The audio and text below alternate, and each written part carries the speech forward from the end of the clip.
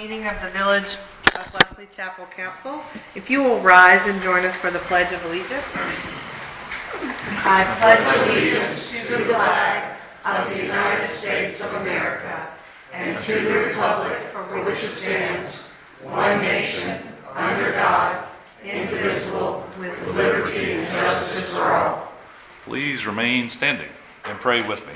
Lord God, we just thank you for this day, Lord. We thank you for this village and this country and this state, Lord. We pray that in our discussions tonight, we do it in a spirit of honor, and in all that we do it in a way that would honor you. We pray in your name. Amen.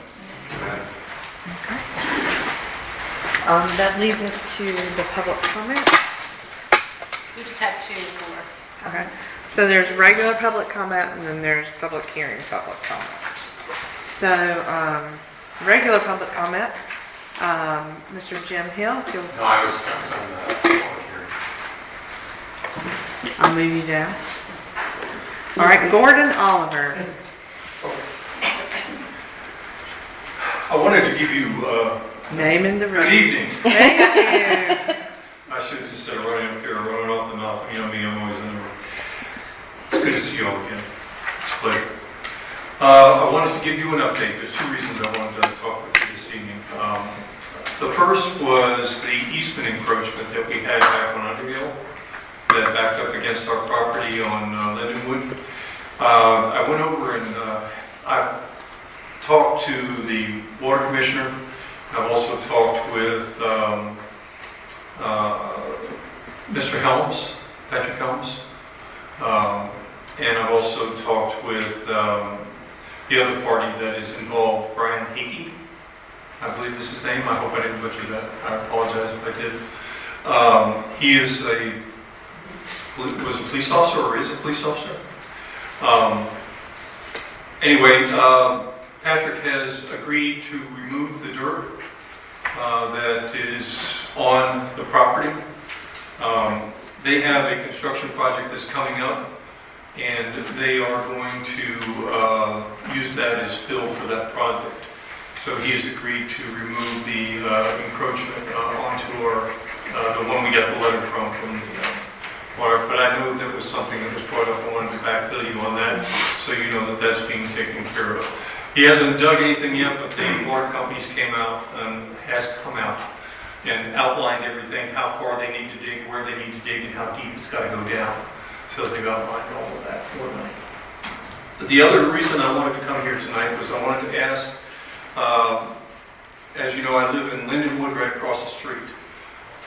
There's a lot of people that have heard various things, and one of the things that we've heard is that there's a possibility of a roundabout going right across where we're at, kind of at that location. And I told them, I said, things change with DOT as quick as you can snap your fingers. So I didn't know if there was anything that was further decided upon that, or if there's any other information that you might have had that I could pass on to the residents that have been asking a lot of questions. And Gordon, I'll check in on that. Last I heard, it was maybe going to be a stoplight. So I will follow up with DOT and let you know. Okay. I did, Mr. Vaughn has been very helpful. I've talked with him, and he gave me a contact. I did send an email to that contact. I have not yet received a reply. But as soon as I do, I'll see if I can backfeed. But anyway, thank you. And again, I just wanted to make sure that you were mainly aware of that situation with the encroachment on Underhill, and that they've decided to take care of that.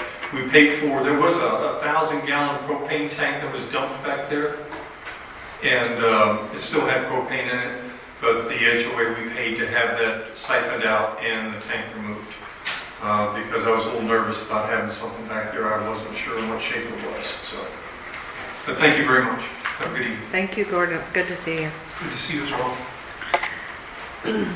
And then that brings Mr. Robert. Commission. That's right. That's what I said. All right. If you'll come to the podium, state your name and address for the record. Robert Kamicki, 809 Bradford Place, Wesley Chapel, North Carolina. So I came for a couple meetings and got some code enforcement issues.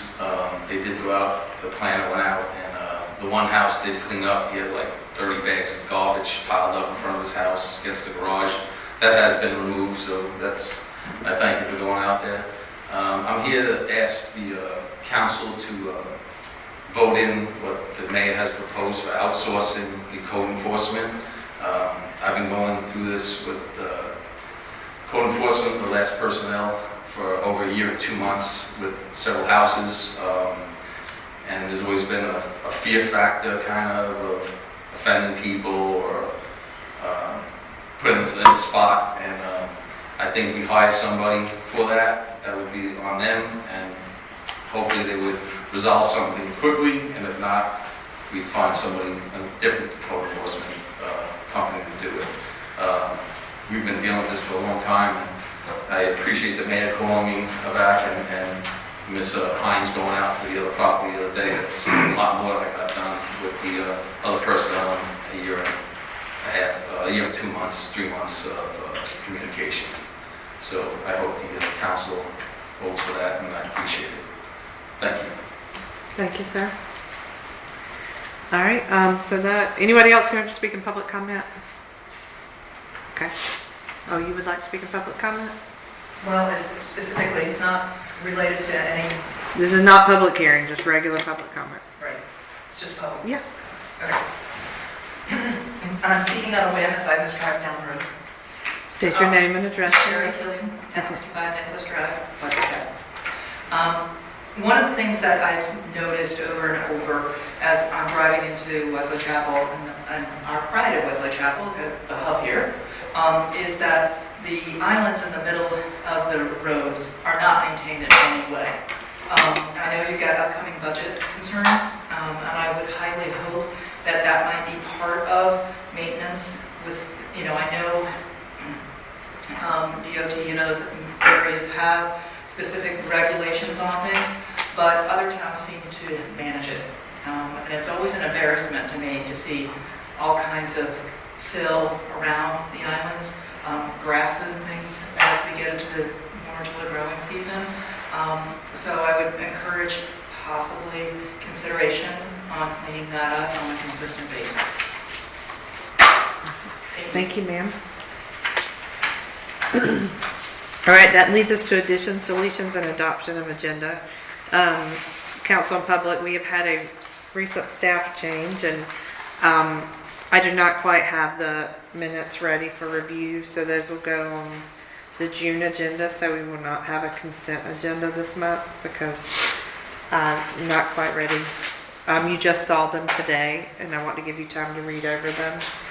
On item 7, I need to strike the word budget amendment for health insurance stipend. We just need to talk about health insurance stipend.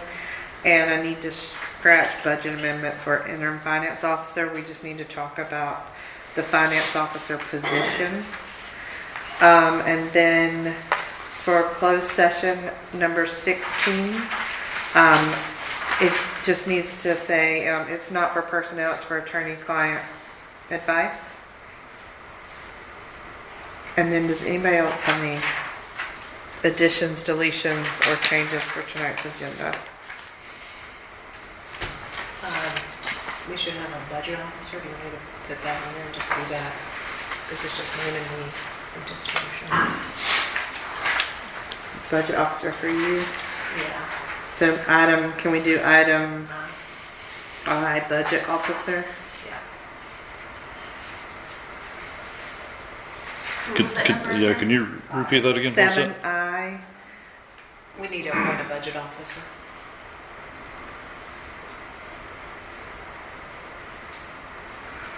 Did you hear that, Amy? 7I. Yes, thanks. All right. Any further additions, deletions, or changes? Motion to approve the budget as amended. Motion to approve the agenda as amended. Was there a second? Second. All in favor? Unanimous? All right, so we're passing consent. We're going to come right on up to our Union County Youth Council presentation. So if you'll come to the podium and introduce yourself, and we'll got your presentation up there. Hi, I'm Tina Fish, and Although I am from Cuthbertson, I'm here to speak on behalf of a lot of students that I've talked to from Weddington, Cabot, which is a lot of the students live here in Wesley Chapel. So I wanted to come here and propose an idea about the Union County Youth Council. So to give some context about how I came with this idea is that when I joined speech and debate when I was in my freshman year of high school, because growing up my parents have always been pretty vocal about getting interested in government and politics. And then when I ended up joining it, speech and debate when I was a freshman, there I found that there were so many kids across Union County who have such an interest in civic engagement. And a lot of us were trying to find an opportunity to become involved in local government, kind of mirroring like the Charlotte-Mecklenburg Youth Council, but there wasn't any opportunity for us to join that. And when I was trying to find those kind of opportunities in Union County, I actually didn't find any, so I thought that it would be cool to kind of establish one. And just to go into like what the Union County Youth Council would be about is more of a civic body consisting of 8th grade to 12th grade students, and with leadership consisting of 11th to 12th grade students. And sorry if I sound kind of shy, I'm kind of a little bit nervous right now, but it's more designed to connect youth to local government, and for Union County students to be able to engage in public service and community improvement through representation, monthly meetings, and some committees focused on areas from like education to health, social equity, to volunteering in the community, because I know that there's been quite a lack of that, at least coming from the youth's perspective of that.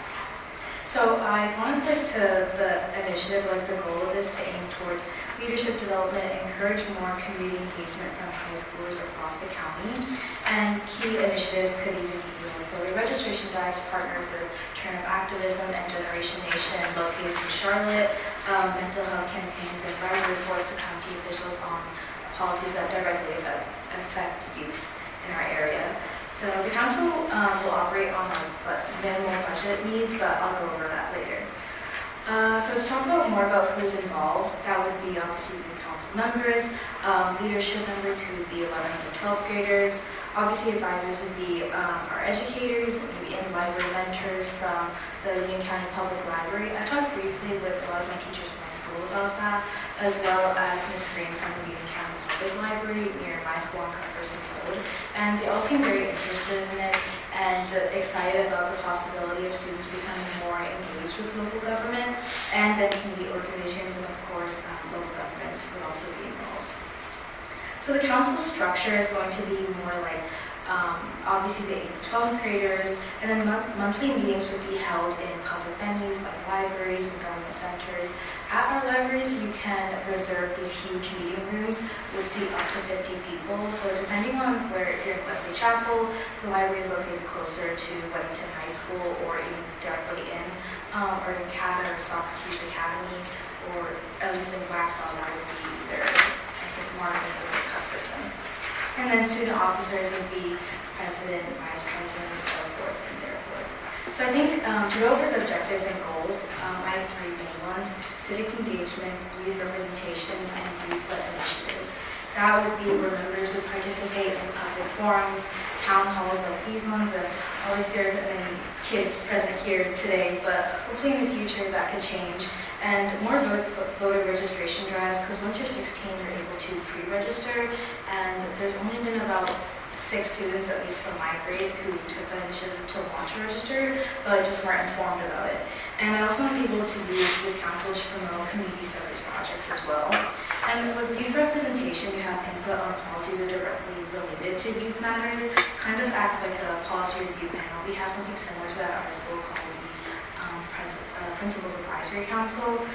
They don't necessarily listen to our advice all the time, but it's appreciative that they at least ask us for our input on removing certain things throughout the school day.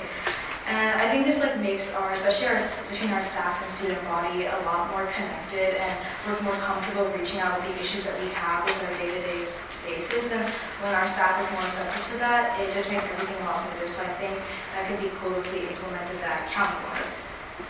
And then I think campaigns held by students on educating the community directly held by youth on various sectors like education, equity, mental health, climate action, whatever thing that they find that they're passionate about, and increases leadership amongst our community and allows for better public speaking as they grow older and begin to go out to college or directly to the job force after high school.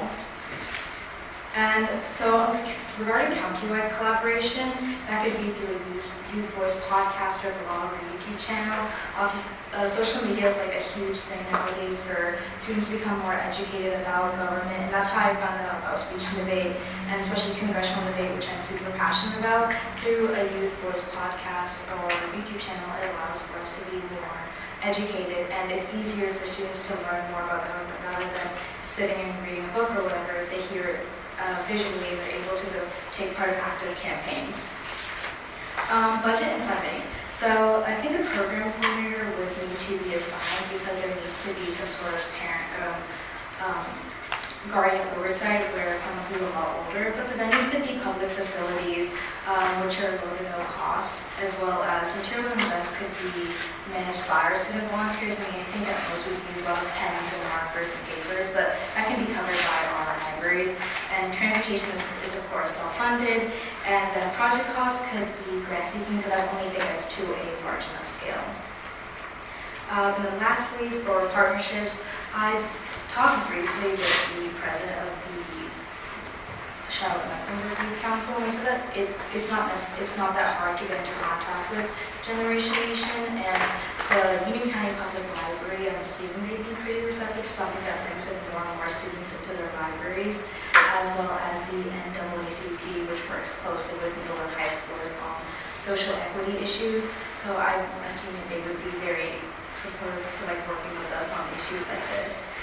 And then onto the timeline, I'm hoping by June that we get this board approval, and then August actually moving on to recruit members and launch officially, and in December of this year actually begin these full programs, and then over the course of the next 2 years actually establish a presence and annual initiatives.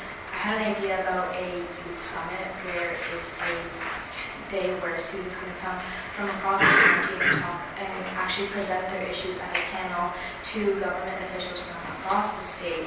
And it would be only 1 day a year because it can't be something that would be on a monthly basis, but it gives our county more of a statewide presence, just like how the Charlotte-Mecklenburg, they're able to have speakers from all the way from Raleigh come and speak. I think that would be super important if we had it in Union County, because Union County is currently the second county after Charlotte in NSDA, North Carolina, for congressional and Lincoln Douglas speakers. So in the context of what that is, it means that we're like the second best in the state for public speaking, according to the National Speech and Debate Organization. And then lastly, on my website plan, it would be a centralized digital hub for applications and info, calendar events, and student opportunities. I've already created a LinkedIn and Instagram. It's currently on the private mode, but it's ready to go whenever. But that's all if there's any questions. Sorry if that went kind of fast. You did a very good job. Thank you. I have some comments. This Generation Nation, is this an organization? Oh yeah, nonprofit organization. Is it a national organization? Is it It's- statewide? They have 2 places based in Charlotte and Raleigh, but I think they're expanding nationally. I think they're trying to build one in Virginia as well. I think the Richmond area. And is that like an umbrella that encompasses all of the youth committees? For the Charlotte-Mecklenburg Committee and then the Raleigh-Durham Area Committee, yes, it encompasses all the entire county, schools, charter schools as well as private schools as well. I don't know if you know this or not, but when I started on council, we actually had a Wesley Chapel Youth Committee. And one of the first meetings I went to, I kind of went around the room and I asked all the kids why they were there. The answer I got most of the time was, my mom makes me come.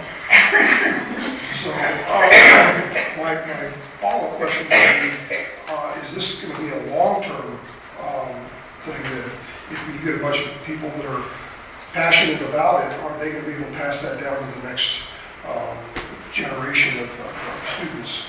I would certainly hope so. So just looking at our school community, I'm very involved in student government and clubs across my school, and we attend all these competitions from across the state. And in Carolina West, which is the majority of Union County schools, I think we have over 250 members.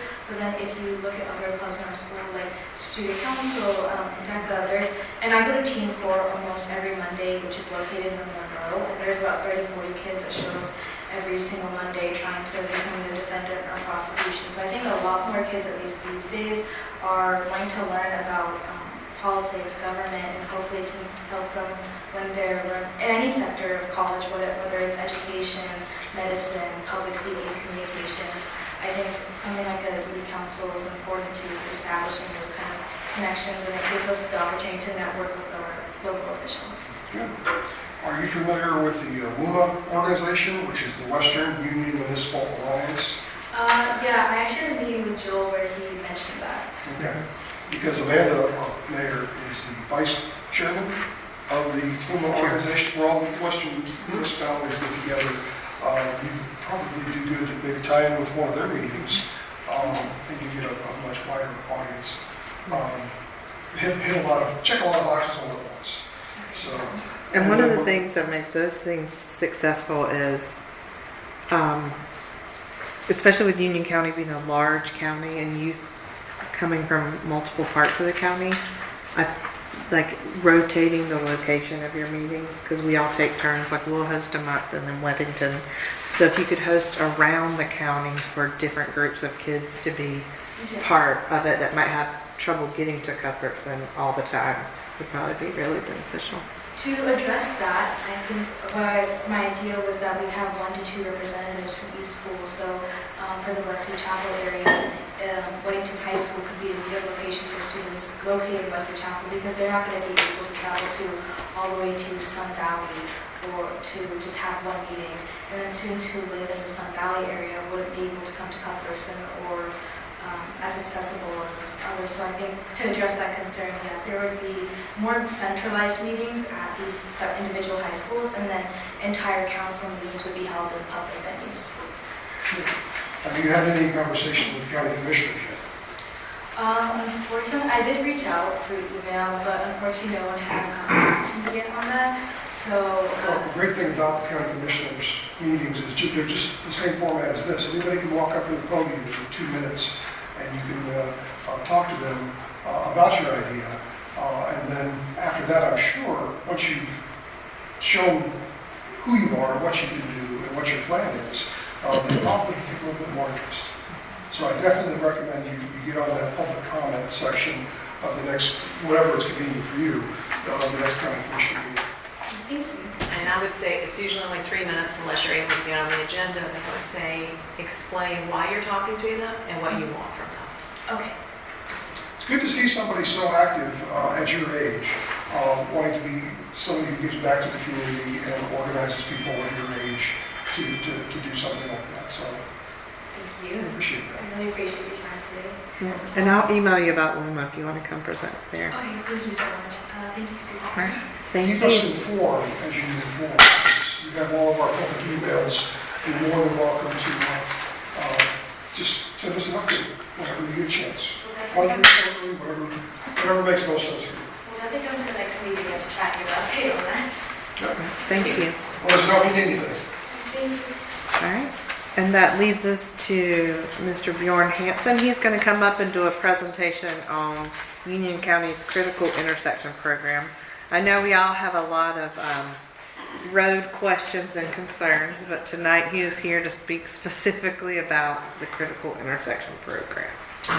Thank you. Good evening, everyone. Thank you for having me. You're able to see the screen, make sure everything's good. Okay, so this is the final part of the critical intersection design project for the intersection in Wesley Chapel. It's one of 6. This one's Billy Howie and Waxaw New Trail, just southwest of where we're located. Next slide.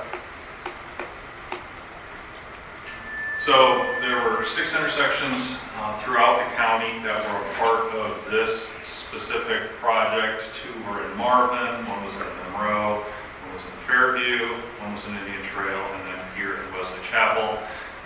You've been through this process before. The purpose is to develop options for figuring out what to do at a specific identified intersection, take those options to the public for feedback, refine them based on that feedback, and then bring it to the governing boards for adoption. And then it's available for use by the municipality, by the county, by the DOT to to quickly respond to grant opportunities to actually get these funded. So you do a lot better if you've done your homework in advance to actually respond to a grant opportunity, as many of you are aware, have been through this process. Yeah, next slide. So, first step was the data collection that was done last year, a lot of traffic counts, a lot of crash data. Went through a lot of options for alternatives, went out for public outreach in March, reviewed the outreach and the results in April, and then refined it, and here we are in May to present. The municipalities are all presenting in May, and then these will go to the Board of Commissioners in June for concurrence as well. And then the work will be completed by the end of June. Next slide. So at this specific intersection, we designed for 2050.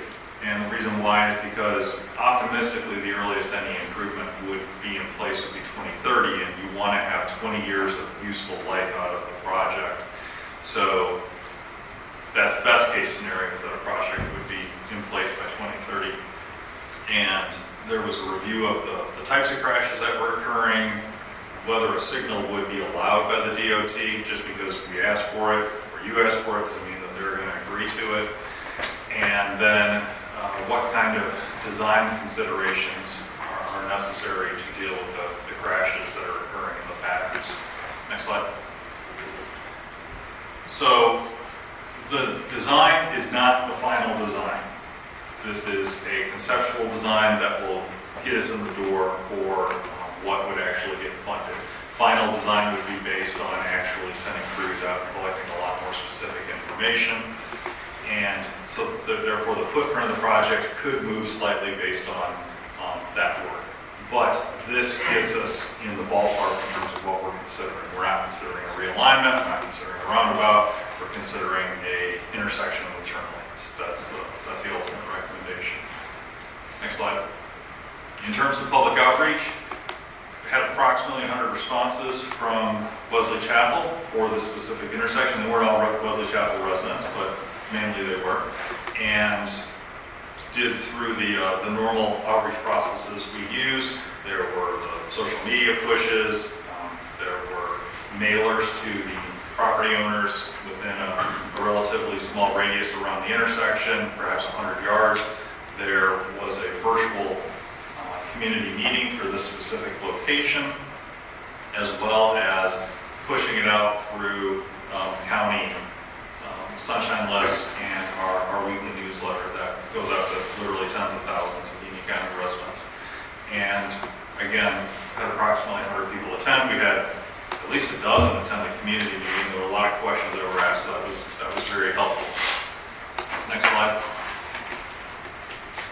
So what happens after the adoption of a design locally is that, as many of you know who have participated in CARTCO or DOT projects, there comes calls for projects for funding. So CARTCO, the Charlotte Regional Transportation Planning Organization, has a pretty consistent rhythm for how they request funds. There's the fall call, and then in the following spring, 4 to 5 months later, they make their decisions on projects, and then the money is available July 1st of that summer. So it's May now, so in 4 to 5 months, this body could consider an application for funding in the fall. This is a part of the county's critical intersection list as well, so therefore it's eligible for our limited amount of local match, which you participated with us in the past on, so you know how that works. And then we embark on another adventure together, which is going to take as long as it takes. We say 3 to 4 years, but that's just an average. Some can take more, as you're aware of. So the existing conditions that caused us to put this on the list out of only 15 in the entire county 2 years ago was that there's a lot of left turns, a lot of rear end crashes, heavy volumes, going to continue to grow into the future. The total crashes that were reported typically go in a 5-year interval of 23. The 23 is a lot. It's not the highest number, but it's enough to want to do something about it. And those peak hour volumes, again, they indicate both of these roads are carrying, 7, 8, 9,000 cars a day, which is a lot for two-lane roads, especially one that is at an intersection that is not signalized or a roundabout. Next slide. So the options that were considered were 2 traffic signals. Roundabout was not considered. For a long time, the thought was that the DOT only knew how to build roundabouts in Union County. But as you're aware, at 84 and Potter, that's not always the case. You can have situations where there's too much traffic for a roundabout. Roundabouts often hit a sweet spot here in Union County, but this road had so much specific movements. It was very peaky going on to Billy Howie that there just wasn't enough capacity in the future to allow it to work. With roundabouts, they kind of seize up when they get too much traffic. So a roundabout was considered, but was not proposed as one of the 2 options taken to the public. The 2 were realigning Billy Howie so it goes north onto Waxahachie Trail, or just improving the existing intersection. Next slide. So this was the one that was proposed and not selected. It wasn't supported by the community. It was more expensive. Didn't necessarily deliver a significant increase in capacity compared to the just improving the existing T intersection. The cost is shown in today's dollars and then in $20, $30 year of expenditure essentially, because part of the new cost estimation process for CARPO is they want to make sure that there's enough money in the projects that you don't come for shortfall requests. So the costs have an inflation factor built in for when the project's expected to be built. So it's not based off of 2025 costs, it's based off of 2030 costs, because that's when the money is really going to be spent. And so the cost is about $5.3 million and about $6.2 million by 2030. But again, that was not supported by the community. The next one is to improve the existing intersection. It would have a channelized right turn from Billy Howie to allow for right turns onto Waxahachie Trail, as well as left turns from Waxahachie Trail south to occur at the same time in a fairly safe manner. So the cost is about 20% less, about $4.5 million, and in 2030, about $5.3 million. So you have comparisons, a little bit more benefit actually from just the traffic signal versus the realignment. Realignment does a little bit better of dealing with the traffic going on to Billy Howie, but honestly, you're then trading off for the traffic that would then have to make a turn that currently doesn't from the Waxahachie Trail section going south towards Waxhaw. So that's what was recommended, was alternative 2. This was presented to the planning board a couple weeks ago, and they agreed, and that's what they recommended as well, is the alternative 2 for the traffic signal project. And so that is what's being presented for your consideration. Happy to answer any questions that you may have. Tomorrow night, this process will continue. Marvin, I think, Monroe, and maybe it should be 2 tomorrow night. So I'll be in Marvin giving the same presentation on their 2 projects. A couple of follow-up questions. Before I forget, I'm thinking of Sherry first and foremost. She addressed the issue with the roads or the islands that need cleaned up. Is that something we're allowed to do from a DOT's perspective, or is that the county's responsibility, or is that the DOT's responsibility? I know what she's talking about. You talking about the concrete medians, or talking about it in the middle of the road? I don't know if you were here for Sherry's, when Sherry came up to the... I heard it was, I think it was about, but I just heard islands, but I didn't know if that was about the roundabouts, islands, or not, or the concrete leading to it. I mean, that's DOT maintenance. If you wanted to, similar to what Marvin does, where they had it landscaped and planted real nice, and they maintain that under encroachment with the DOT, you're certainly able to do so. I don't think we necessarily want to landscape, we just don't want to see a bunch of weeds and tall grass or anything else, and that falls on the DOT. That's a DOT facility. Okay. So, Sherry, does that answer at least? We can't even get funding for our roundabouts, but we store down here. Well, that brings me up to my next note here. Years in the past, we've had problems with funding with DOT. Are we over that hump yet? No. So we're still running into problems with funding from the state? Well, I don't know what you consider money from the state. I mean, the issue is that the cost of the projects have gone up astronomically. I mean, I can't believe the number I saw for the railroad extension. Now it's like $170 million. Well, that brings me up to one of the notations here.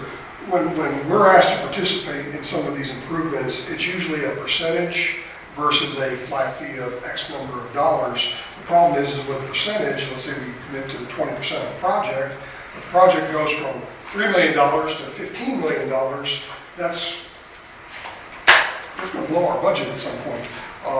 Especially when the response we get back is, when's the project going to be done? And they're like, we don't know. Right.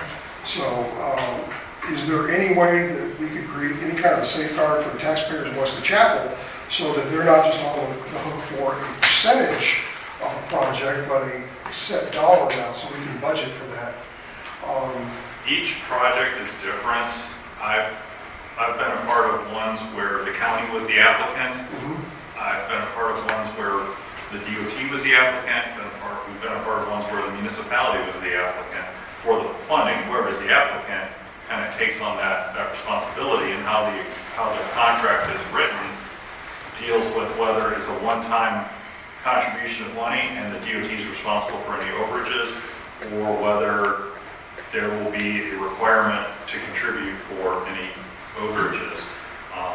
I know you don't control the budgets and you don't control the timing of these projects, but my issue is if we commit to 20% of the project, and at the time it's $3 million, and that's 20% of $3 million, and then 5 years later we still don't see the project done, and we're still on the hook for 20%, it's going to triple. We're in a small municipality, and the taxpayers end up flipping the bill, and we're kind of stuck sometimes. So is there any recommendation? Well, part of what Kirkco did is now they have a pretty robust contingency requirement as well as a cost inflation for the project. And that is intended to reduce the chance of there being shortfalls. So you have that higher dollar amount up front. And what would be wonderful is that it turns out those contingencies and those shortfalls weren't needed, and then you may have contributed $300,000, but the total bill is only $240,000. I mean, that's the answer. But otherwise, I mean, they're experiencing these cost overruns on their own projects. Yeah, but I don't think we've experienced that specifically. So, but I want to point something out for those in the audience and those on the council who don't know. In the old days, it used to be, if you want a road improved, it was who you knew. Now it is more data-driven, correct? It's all about Yes. How many cars go through the intersections, how many traffic accidents there are in an intersection, all those things, and it's not about, who you know, who you're friends with, who you're neighbors with, things like that. So Correct. I think that's important that people know it is data-driven. Do you have any update on the Ray Road expansion that basically will come? If I could, please, to the mayor's charge, I think Bjorn here is to speak just about the critical intersection program, which we've seen here. I know as a council, a lot of times we go down a lot of different rabbit holes, but his charge is to give us information on this. To that point, Bjorn, how far downstream does the analysis take place? For example, at the intersection, peak times in the afternoons, cars turning left on Billy Howie, really the only outlet that they have before they get to the next major intersection of Newtown is at Wesley Oaks. Does the analysis take that into account? What happens at the next intersection? I mean, the analysis was for this intersection, how much traffic there was going to be was based off of, one, the historic trends, and then two, the growth model that we all participated in to say this is how much growth there is in the area, and what percent that's going to be, and then using that to project the traffic into the future. And we looked at a design year of 2050. Will this design work for the year 2050, 20 years of useful life? And so that's the calculation. The operations of any other intersections, no, we did not. Thank you. Is it? Yeah, kind of to that point, because my objection to the realignment was you're just forcing everybody to a four-way stop, which that just seemed dumb. But I think I read 30% local match on projects nowadays, so I was wondering, Yes. so it's 30% match? Well, the 20% is still the minimum, but it's competitive. And so other people are up in theirs, so we need to up our game, and therefore we've been advised that you really need to have 30%. So would there be any county assistance on that match, or would it all be Yeah, this is, municipalities? yes ma'am, this is an eligible intersection, so our local match budget is available for intersections on this list. Okay, and so there would still be some funds required from the town? Absolutely. But any rough idea of when we would have to make that first payment? Well, say you submit an application this fall, and you went with the intersection project, which is $5.2 million, 30%. So that's $1.6-ish million. Worst case scenario is that there's no DOT local match. As we saw last fall from 84 and Potter, the DOT can get creative with their own limited local money, and so they essentially did a one-third with us last fall. It was like $420,000 for each of us, and that was good. So let's say that's an option here as well. Then that's 1.6 million, and say they come up with 500,000, and then we each have to come up with 500,000. We make that commitment in the fall of 2025. The earliest you would have a bill is in 2026 or even 2027, because that would be for the engineering costs, and you would pay for your share of the engineering costs. And then there'd be the next phase, which is the right-of-way purchasing and utility relocation, and you might have to pay your local share of that cost. And then for the construction. And again, if this is over 3 or 4 years, that $500,000 would be paid on potentially 3 different installations over 3 or 4 years. So they look for the total commitment. But We commit for the total amount, and then it's paid by phase. yes, that's correct. Thank you, David, for getting me back on track. I crossed out a couple of my notes here because they weren't specific to what he's here to present. But I did want to ask that, is there an equation that looks at roundabouts versus a lighted intersection? I was told, and maybe that's incorrect, that roundabouts keep traffic flowing, but there's a point at which roundabout is... Yes. Go back to one of the previous slides. I'll play on this now. Hold on, go on forward, please. There. So, no, anyway, this will work. So, the key number is 85%. 85% of the capacity of the roundabout, and I can't, there's different versions of roundabouts, single lane, dual lane. Once they hit 85% of that flow, then they've reached their useful life. And so that's the magic number when you look at today versus the future. So if it's operating at 50% today, and traffic in the area is projected to grow by 2% per year, so that's a delta of 35 divided by 2, so that's going to give you 17-ish years of useful life. So if our threshold was to be 20 years, then you would say, no, that's not going to work. So that's a very back-the-envelope way of analyzing situations like that. And you said that intersection didn't qualify for a roundabout because you expected higher flow than that by 2050. Correct. Okay. Could you go back to the map of the intersection? That one right there. Go back one, that one right there. So to the left is basically a farmer's field. If sometime in the next 15 or 20 years, the farmer decides to sell that off to a subdivision, was that taken into account for the intersection? Or is that always just looked at the traffic flow of the 3 roads right now? Well, it was in the sense that you could put one of their access points as the fourth leg to it, but how much traffic? No, because it's completely hypothetical. There was the idea of how much traffic there was in the area, like how much was going to be on the roads, but to say that specific parcel, no. Okay. I'm just envisioning that in 20 years, maybe the farmer sells that off and puts 300 or 400 houses in that field, residential. Obviously, that'd be an obvious intersection for them to enter and exit Correct. the neighborhood. I didn't know if that was part of the equation. So council will just humor me with this question, it's a little off topic, David, but you said there's a flow limit to roundabouts and Billy Howie didn't look like it would meet that. Correct. So how is that different than Potter Wesley Chapel roundabout that's going in now? Because there's very high volume through that intersection. And with the way it's going to link up to the light and everything else,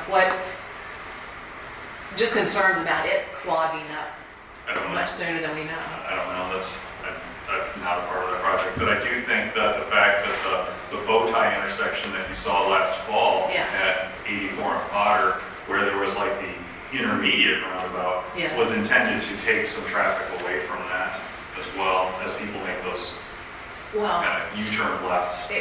but it's like a year or two behind, I think. I'm sure it's more than a year or two. Yeah, but at least on whatever it is you want to call it now for a plan.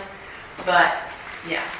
And the reality is like when they shut down to do the Potter and Wesley Chapel roundabout, within the perfect time to do the small roundabout between 84 and that intersection, but there'll be no traffic on it. Doesn't have to go through that twice. I can't speak to that one, I'm sorry. So, thank you. Thank you, Lauren. So from us tonight, you want a motion supporting alternative number 2 Yes, moving forward? yes. So we can be eligible for financial consideration in fall 2025. Well, But it'll the do commitment. two things. It'll one, give you an adopted plan that you can point to, which gives you more points when you go to NCDOT or to CARPO, that this isn't coming out of nowhere. This was something that was thought about, deliberated, and vetted. And then secondly, by having a approved design that then we hopefully will agree with in 3 weeks, it allows us to then contribute money as well, if you choose to apply for a grant in the future. You said the point system, I assume that all these projects are going to be on a list. The ones with the highest points are the ones at the top, the ones with the lowest points are at the bottom, and they're going to pick the ones they can afford to do from the top of the list. Who's that, even CARPO? Of all the projects that are going to be done in the county, or by CARPO or by the DOT, we want our intersections, we want our roads to be improved in Wesley Chapel, but we just don't want to go broke doing it. So, how do we get up on the list without spending all the money we have? You don't, I mean, this is the lowest, you chose the lowest cost intersection project. If that caused you to go broke, that's the story. I don't know, but, the fact is, the reason why we have this program is because we have acknowledged for a decade that getting multi-lane road widenings is often impossible. And so, and even when they are possible, they still take years. And so we're not going to get all these roads multi-lane. So this is a more pragmatic, cost-effective way of doing something like this, of making improvements. You look at the railroad extension, $169 million. Say it was a project where it's like, oh, the locals need to come up with 30 million, they're 30%. It's not going to happen. So that's just not a project that we can ever accomplish on our own. But these types of projects we can, and we have. We've partnered with half a dozen municipalities and the DOT across the county, and we've been successful every time we've applied for funds, or someone else has applied for funds off of the list that we have generated. So these are competitive locations. We're doing the best we can with regard to the bill. So, council, do I have a motion to approve design option alternative number 2 with a traffic signal that has been presented by Bjorn tonight for the critical intersection study? So motion. I'll second it.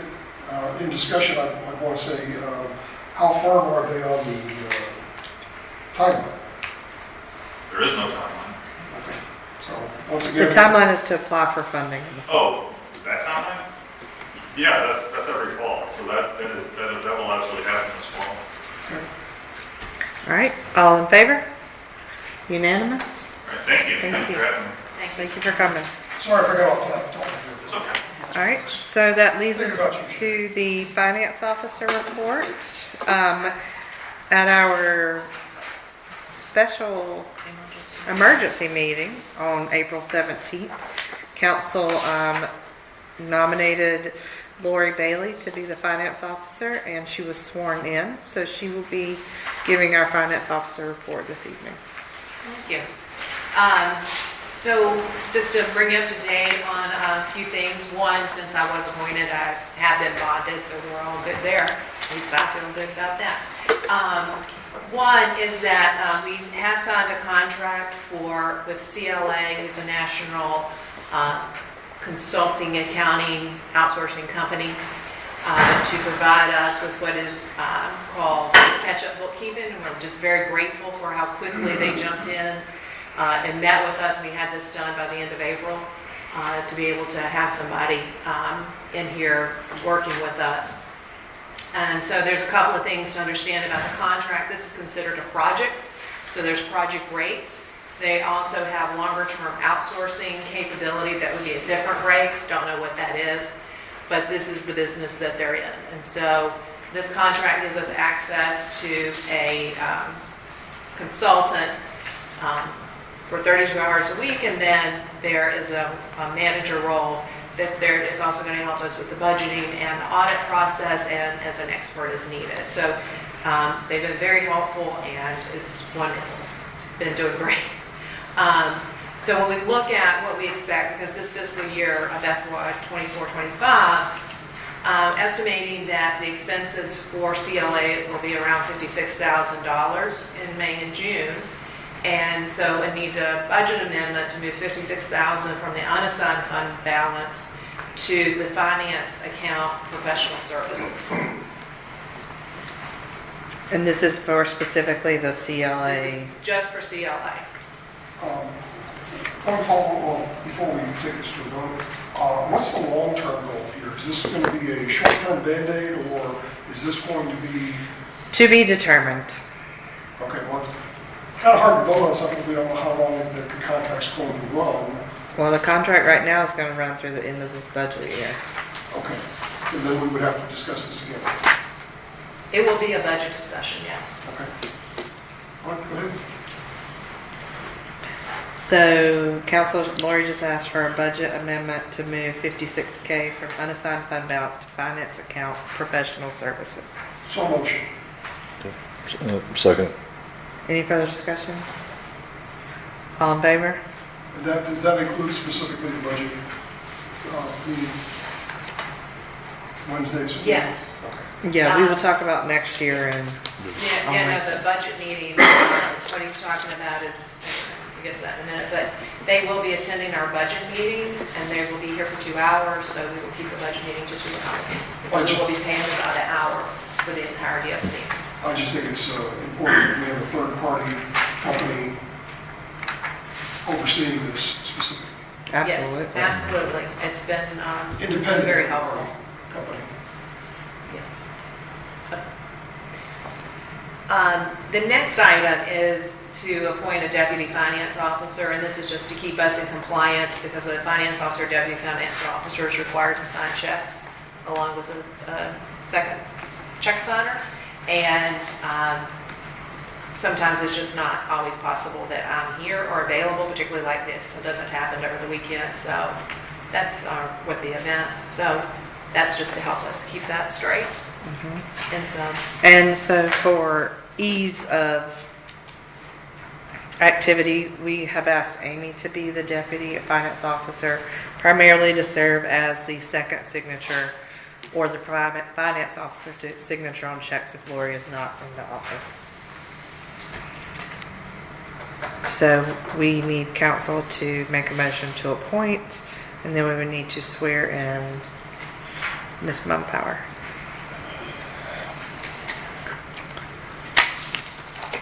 Always been told, don't ask the question unless you're ready for the answer. And I'm not sure that I'm ready for the answer, but do we have job descriptions already established for a deputy finance officer? No?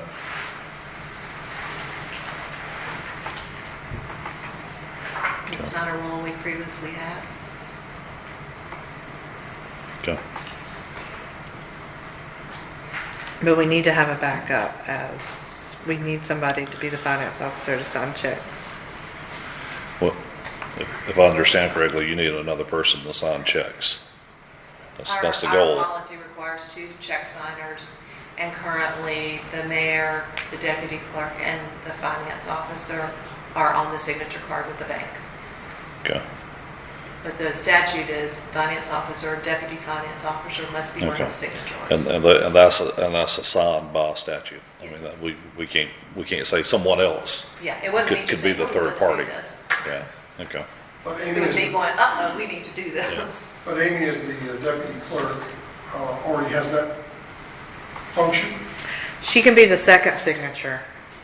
I can be the second signature, but we need a finance officer if Lori is not present to be the first signature. So we're basically just giving her two titles. Oh, yeah, we're making her everything. If you haven't caught on to that yet. I'll make a motion that we appoint Amy Mumpower as the deputy finance officer. I'll second it, but if I've got a question. Sure. Are there other responsibilities that go along with being a deputy finance officer other than being another party to sign checks? No, not to me. Okay. No, sir. And we did tell Amy that was all we would ask of her, Yeah, would be to be this check signer. but she has a full-time job. This would be just as needed. So, we need to swear her in. We can probably just do it when we do both of them. Can you take a vote? And we need to take a vote. We have a motion and a second. All in favor? Amy, you in favor? All right, so we will swear her in when we also do below. Lori, keep going. All right, so just, share a little information with you. As you've heard, if you've been coming to meetings for a while, we did a software conversion in mid-February to Black Mountain software. And the background with that hadn't really been explained completely, was that in the state of North Carolina, the state treasurer noticed that many of the smaller towns and everything weren't able to complete audits or file the reports and things necessary on time. And many of them didn't actually use any software other than maybe Excel, and may not have fully understood accounting standards and other things. And so there was a grant that allowed the MCLA to offer this software to small towns to give them a standard solution and say, this is how it is. And by being a standard solution managed by NCLM, we cannot customize it or make it what we want in any way, shape, or form. But if they got that grant, pay for the software, pay for licensing for 3 years. But for example, it has a chart of accounts. So we're also used to seeing that we have accounts and we can see by Village Hall, we can see by Parks and Rec. We can still see at the top level. But we're used to in QuickBooks that, for example, we could have more breakdown on line items. This software only lets you have one big budget item. So it doesn't really give us any granularity, and so it's going to require manual work in order to provide that level of detail. So all of the data that was in QuickBooks was transitioned into Black Mountain, and Black Mountain has been used subsequently for all of the transactions and payments. And so on the finance report that you're looking at, that's the combination of data from QuickBooks and Black Mountain and everything entered through April. If you notice, the net income is minus $388,522. There have been no budget amendments entered into Black Mountain software since the February timeframe. And at this point, we don't even know which budget amendments have been entered into any software or accounted for. And I cannot explain why we have a negative $388,000 net income at this point. So basically no sense to ask because I can't answer it. So we're continuing to look into that. Melissa's looking at that to help us understand what the actual funding is. I can tell you that I did get a statement today from the, who are those people? The grant, the North Carolina Capital Management Trust, where our extra money is, and we have 1.9 million almost, 1.9, 1.8 something in there, and I feel like some of that should have been appropriated for that. So while there are funds that appear to be available, we don't know how they've been committed or appropriated. But you can see by the income statement where the expenses are and where the money is going. So are there any questions about that? And I apologize, it's an ugly report. This software, I think, was written in the 90s, and it's very small font, and no, I cannot change it. My only follow-up question is, I know you got dealt a really terrible hand here. How long do you think it's going to take before we can work out the questions that are? I don't know. It seems that one question leads to another at this point. I'm not going to ask you any questions that you obviously don't have answers to, but it's not the hand that we were expected to be dealt. No. It's very discomforting to not this. It was I knew I'd written it down, $1,887,854 in the capital management account. And there's roughly $390,000 in the checking account. So we do have funds, but I don't know what's committed. Okay. Can I ask a more general question that you may or may not be able to answer 100% accurately? As far as you can tell from the time, the countless amount of hours that you spent on this, that doesn't appear to be anybody missing. I have not found any discrepancy that would indicate funds missing. Funds have been misaccounted, but we've not finished that I can't tell you that definitively. That's what Doris is looking at. And again, that's an independent party professional in the accounting space for that. And John keeps getting his in. So that's kind of where we're at on the financial statements. David, question? Other than trying to see it? Yeah. I gave up. I mean, it's sad. The next item is to talk about the budget overview for fiscal 25 and 26. Within the BMS software, much like I mentioned, how the things get aligned and everything is different, so that's a change for us as we're going through this. We do have our budget meeting Wednesday the 14th at 6:30 here to go through our proposed budget for that. I'll be very honest, it's very unlikely that we will get the FEMA grant for the dam.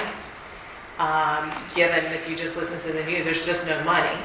And even the consultants, when they were here the 1st of May, end of April, said they're here, because I said, you're hoping to get a grant, they just went, no, no, people aren't getting grants. And so if we must replace that dam, that's got to come out of our pocket. And that is extremely problematic for us from the numbers I'm looking at now and what our budget's going to look like. And so be prepared. We cannot entertain that. So really, it's been breached for over 6 months. I have to question, do we truly need it? And this is where you say needs and wants.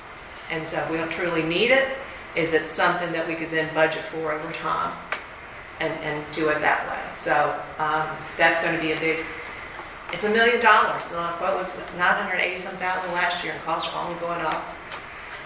I mean, it's just, it doesn't feel good. But it's going to be a very challenging fiscal year, the way things are looking, because just the price of everything has gone up. One of the things, and kind of going through, we talk about what our fund balance is and isn't and everything else, is we really don't have a policy for define what that fund balance should be. And it's the recommendation,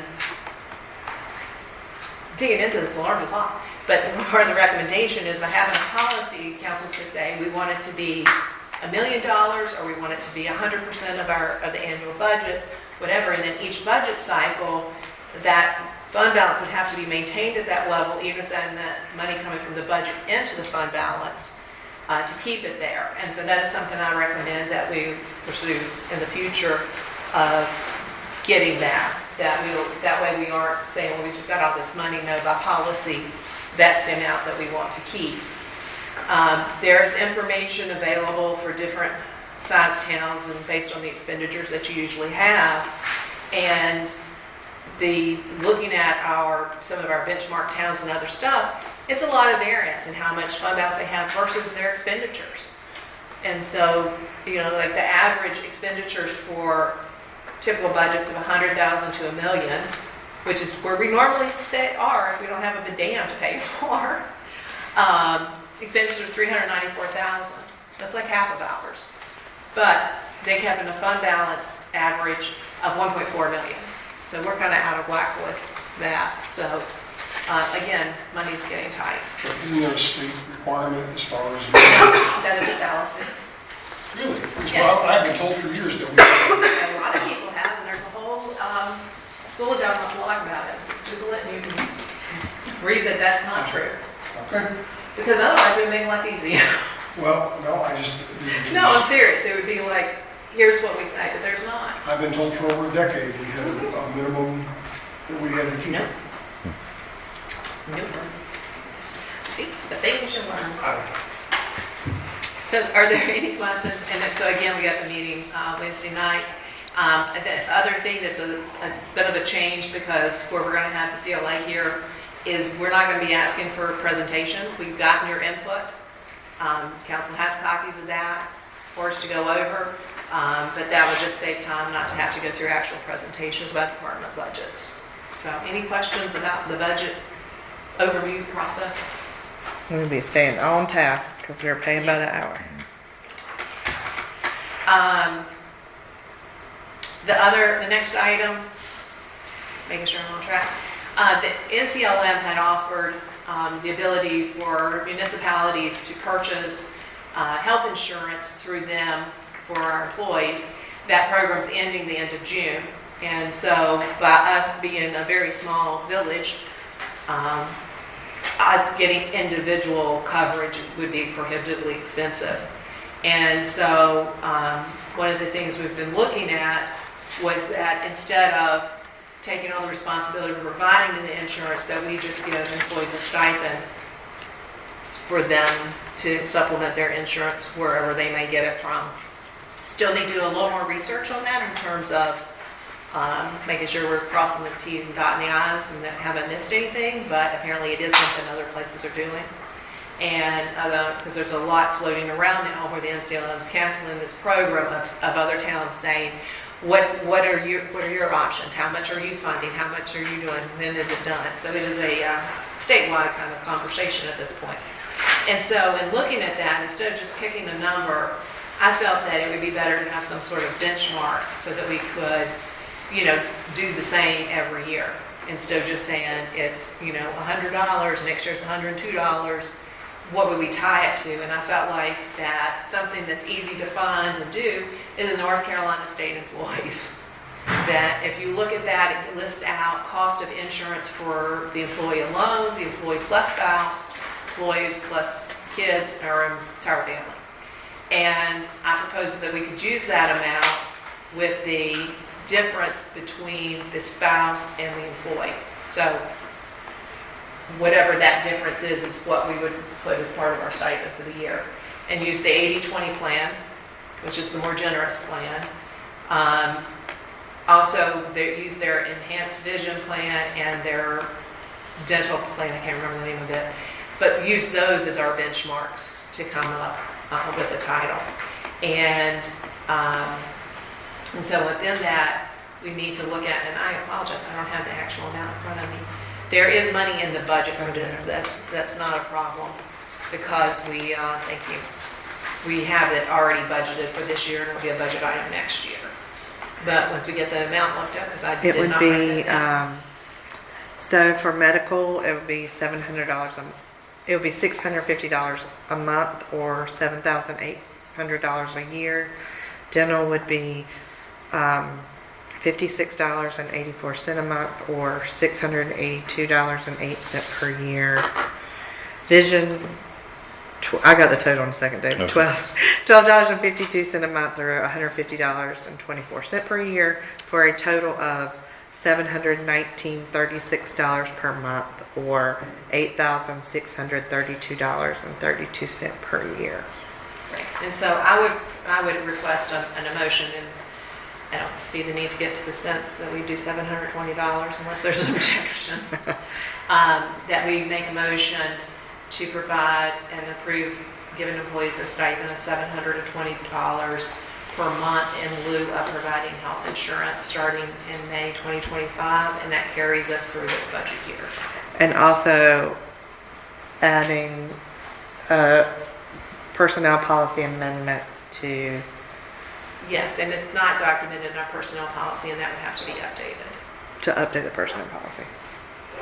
But the motion now is really just to, because we'd have to bring the policy back, is to approve giving a stipend instead of the actual insurance. And questions?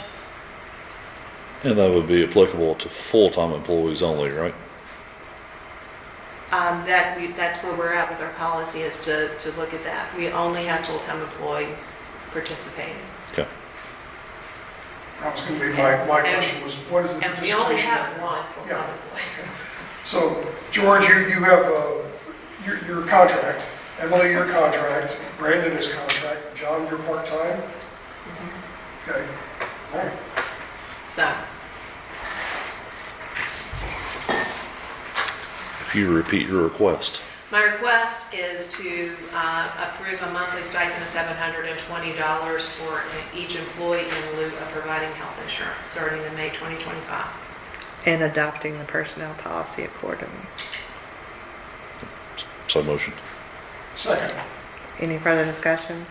do we want to, since we only have the one, any input from that one employee? I'm very grateful and appreciative, so thank you. And it's written, and I will budget by position, not by the people who are in the positions. So 3 positions, 3 people, 3, et cetera, et cetera, et cetera, yeah. Hopefully we'll grow. Okay. All right. Does that bring us to item number 7? All right, item number 7. I just got to say a huge thank you to George and Amy and Lori. The last few weeks of April and this month have been a real whirlwind, and they've all really stepped up and helped me out. I am so impressed with CLA. I mean, immediately we reached out that, second to last week of April and had a meeting and had them. I mean, we knew that we needed a third party to come in and help with this transition, and they have been just so knowledgeable and so quick to get us somebody in-house. I mean, it's just been amazing. And thank you to Lori. She has spent, I don't even know how many hours. She has kept a record of her time as finance officer. And so tonight we need to decide a hourly rate for the finance officer, because this has not been a light task, nor will it be a light task. I hope that it will be a light task eventually, to just kind of overseeing CLA, or to Mike's question earlier, like, we're not sure what the future holds, because we're taking it day by day, week by week at this point. I think our goal should be just to get through the end of the fiscal year. Absolutely. And then, Absolutely. hopefully by then, we'll at least know what That is the lane goal. we're in. Yeah. So we're not talking about long-term anything here, we're talking about getting us over the hump. Yes, yes.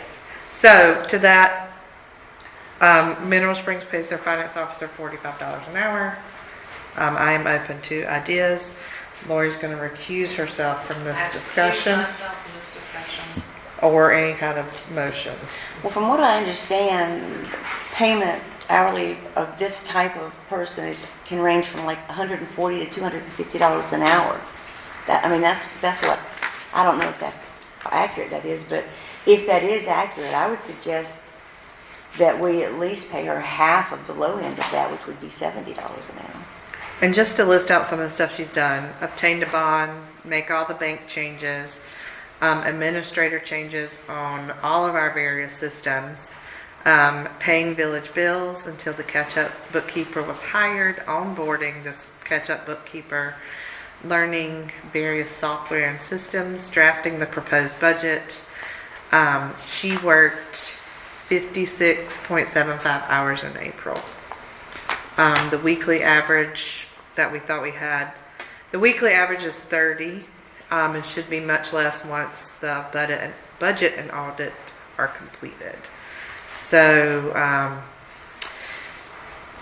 there's no additional funding needed for this year, that we think, because the money is still in the salary line item for budget for finance officer.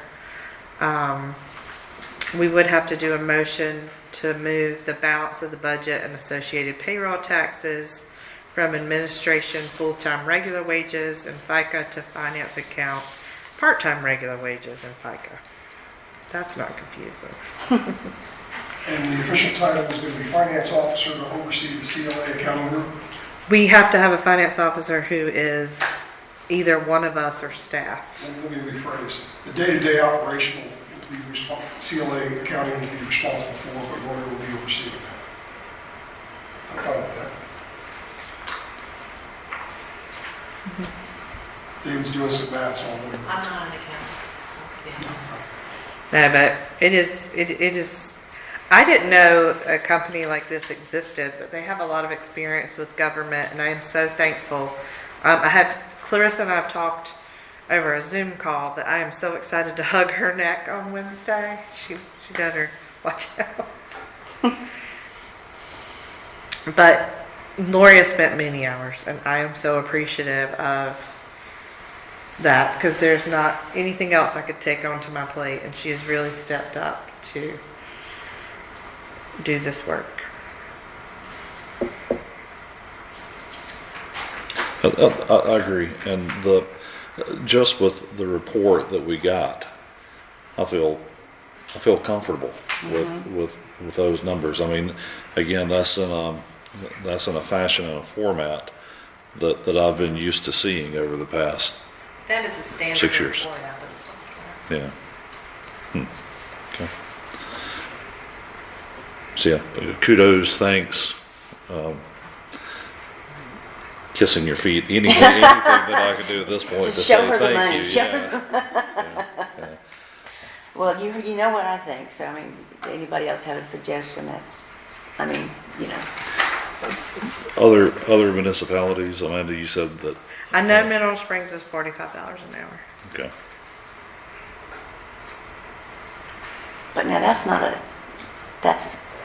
their mayor, Rick's the mayor, right? And he's also a finance officer. Not a job I'm applying for. Yeah, and Mineral Springs is a much smaller municipality.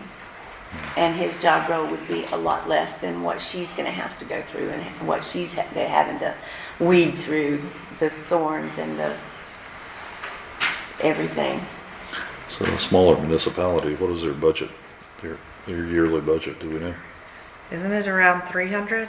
Okay, so it is. I mean, much I could less. be wrong. Joel's looking. Okay. I think it's around 300. But that's just my brain thinking. I do second grade math, so.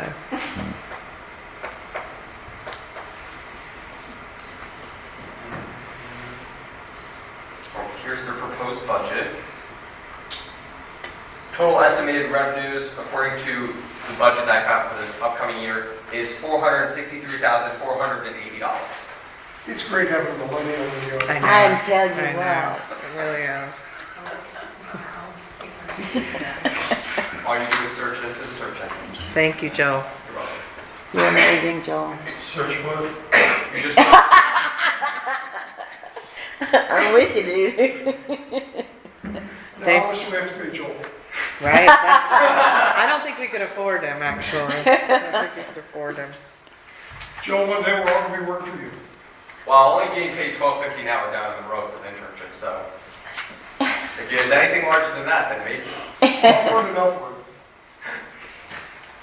Thank you, Joel. You're welcome. I don't know what Rick put out there. I don't know. Somebody throw a number. $70 an hour.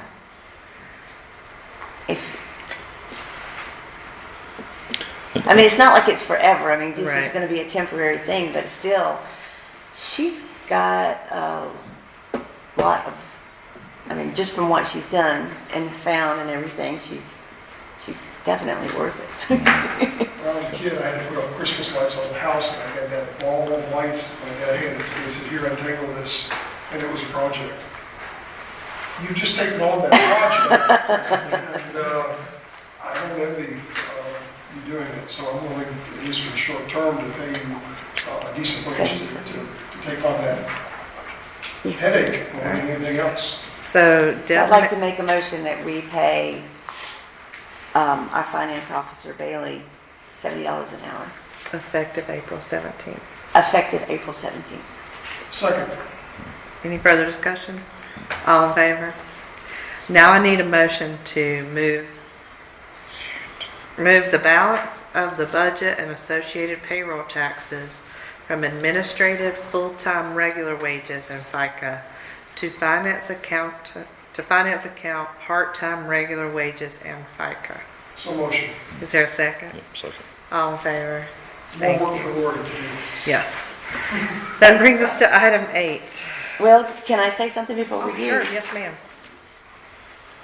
You've put in an enormous amount of hours, and you're just like, but you should be compensated.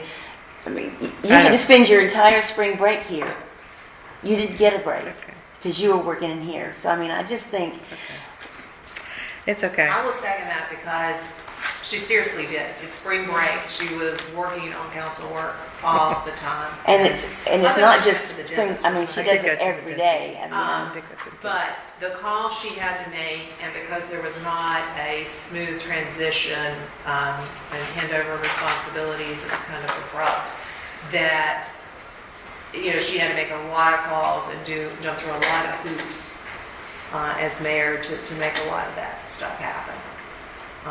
And and we she just has wanted to quite a talk few about gray hairs because how, of it. how stressful it was for her. So, I was and getting texted at 11:30 at night, and 5 o'clock in the morning, and always. And I thank you for all being available to me during that I am time. so appreciative of her support because there's just no way without her support that I could have done anything.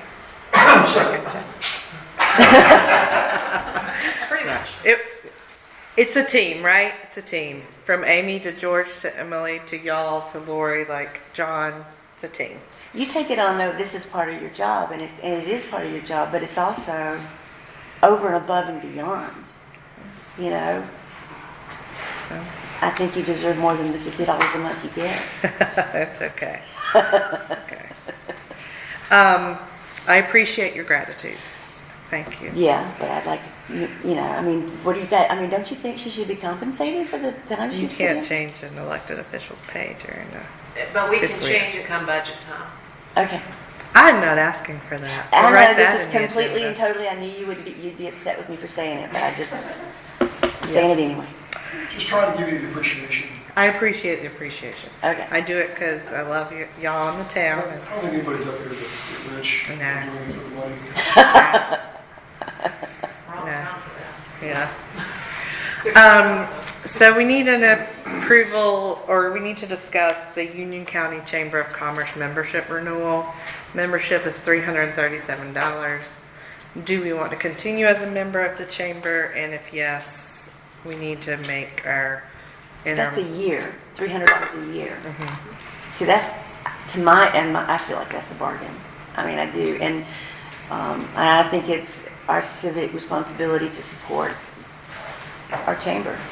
So I would say yes. Call me McScrooge, okay? Okay. But what do we get out of being a member of the Chamber of Commerce? I've done a couple presentations over the years. I've attended several of their stuff. Okay. If Yeah. I may, I've been on council where we've had membership and where we've not had a membership, and the level of involvement of this council and the information we're getting from the chamber has never changed, whether we were a member or not. But still, they need the support. I mean, they're not in it, they have to pay their people. They have bills to pay. And You were here a few minutes ago when Lori was giving a presentation about how poor we might end up being after paying for some of these. well, divide 12 into 300 and see if we don't get it. I'm just saying that We got the support from the chamber when we were members, we got the support from the chamber when we were non-members. But they were just I- hoping you'd change You it. remember that bad publicity the county got when they pulled their support? I mean, that's $25 a month. Come on, guys. I would support if I'm the tiebreaker officially, I would support the chamber. But I'm Looks only a like the entire tiebreaker. going screws up. I mean, I just look at it as sort of the cost of doing business, right? Of supporting the local business community, and the way you do that around here is through the Chamber of Commerce, that's all. You save up enough nickels, you get $1. So Deb, you make a I motion make and we'll a see where motion. that goes. I make a motion that we continue to support the Chamber of Commerce. I don't know, is that, Second. All in favor? No discussion. Oh, sorry. Discussion. Then, if we vote for this, as a council can, and if the vote carries, as a council, can we somehow dedicate someone to be more involved with the council, with the chamber? And I know, well, I know.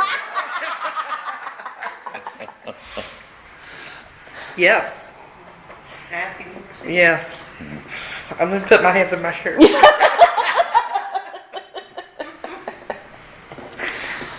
Yes. Would you like to amend the motion to designate someone or say TBD? in what way would you like to see us participate with the Chamber and support them?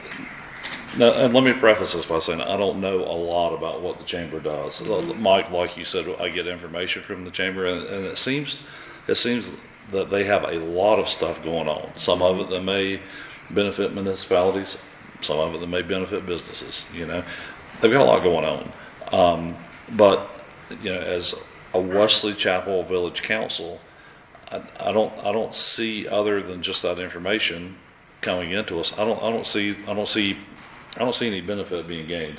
I think if we had some involvement, that maybe we can maximize that.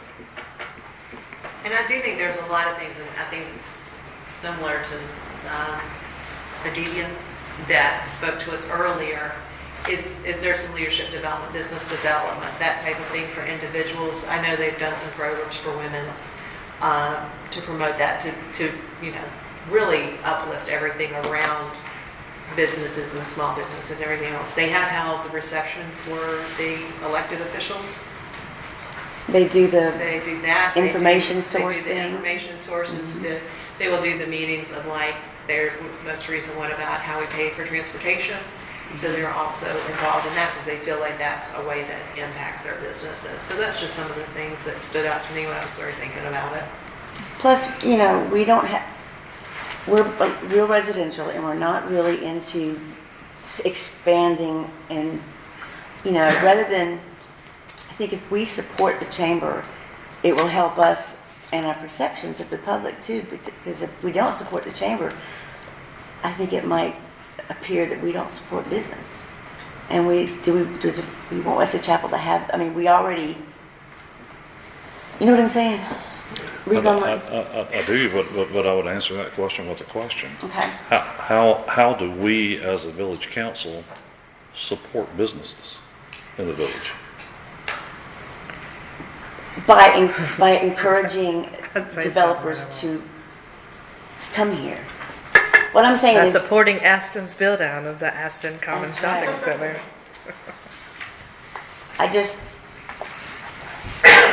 I don't know. All right. I just think it's our civic duty and responsibility. We have a motion and a second, so let's just call for it. And part of this would be to appoint the interim clerk to be the point of contact, and then y'all can noodle on, I learned that word this week, y'all can noodle on who you want to be the more involved contact if this motion passes. So, all in favor? 2, all opposed? And I'll say yes All to break right. the tie. You got to vote. I was just reminded, when I got on council, I had talked to the person who had already been represented Wesley Chapel in some of these organizations, whether it be CRTPO, whether it be the Chamber of Commerce, or there was another organization we were part of. And I said, so what do we get out of this? They said, really nice lunches. And that was the last time I went to one of those meetings. The food was great, but They do a lot. No one's ever said that about Park Meals. Right. So Mike, what did you say about the interim clerk?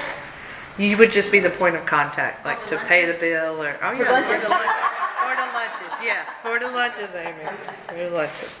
All right, so 3-2, that passed. That leads us to code enforcement report. So I've been around long enough that code enforcement has been a hot mess, a little bit cleaned up. We had an outside agency when I came on that did not meet our needs, and then we tried to do it in-house. I did talk with Vaughn and Emily. Vaughn has recommended an outside code enforcement company. They do municipal work across the state. It's called Alliance Code Enforcement. I had a nice chat today with Brandon Emery, who owns the company. They do with smaller municipalities, like the closest ones were to us were like Ranlow and Cherryville, although they do a lot in Stanley County maybe. But they do have an on-call contract that they could do, $55 an hour. Residents could submit complaints to code enforcement directly onto their website. And so they would bill us on an as-needed basis and give us a monthly report. They are experienced in junk car removal. They can update our ordinance if we needed it. They can do anything we need. I did say that it seems to be primarily repeated offenders, and that the cars were really where we had struggled for several properties. I'm bringing this to council to say that I think an on-call contract would be beneficial for the village, as I don't want to wear any more hats. Lori doesn't want to wear any hats. Poor Amy cannot wear any hats. Poor Emily we cannot wear any more hats. And so I would like council's permission to seek out a as-needed contract with this guy and bring it back to you. questions. One, I want to look at this from both the resident's perspective. I want to look at this from maybe a person that's causing the problems perspective, and at the same time looking at it from a council member's perspective. In the past, we had a third-party company doing it, and they didn't do a very good job. We kept paying. I'm willing to try a third-party company, considering they're only going to focus on one thing and one thing only. But if they don't produce results, I don't want to keep paying them. And more specifically, there's been a history in Wesley Chapel of we've got to new this person, or we got to new that person, we've hired a new company, and they all want to start everything from zero and say, well, we got to start by sending their first letter, we got to start by sending a second letter, and then 9 months later, nothing's been cleaned up. I don't want to start with a new company, if that's the route the council goes, from zero. I want to say, look, we've got these habitual properties that we've already contacted umpteen million times. You're going to start on level 3 or level 5 or level 10 when you start with these particular properties, and not start with, we got to send them their first letter. If we have a documented policy and procedure, that would be easy for them to pick that up and do that, because I agree with you. Yeah. So, in the past, it's always been a new planner or a new zoning administrator or a new whoever, and they say, well, I'm going to start from scratch, and we're going to send them their first letter, and then we'll work from there. And the person that's causing the offense says, well, I just have to wait it out, because I know in 8 to 9 months, I'm just going to have to start over. They're going to start all over again with a new person. So I'm fine with trying it, provided there's results, and provided we're not starting from zero. Would code enforcement include sign sweeps? No, we have our guy who's working out pretty good with that. And I mean, Amy, what do we pay? $100 a month? $75 per month plus $1 for each edition for all the signs. He averages probably 30 or 40. $90 to $120 a night, or every other week this evening. Yeah, I was gonna say it's closer to me for the month, I think. And it has made a huge It's impact. made a huge difference. It's good. And if you ever see one, you can let us know, and he responds pretty quickly.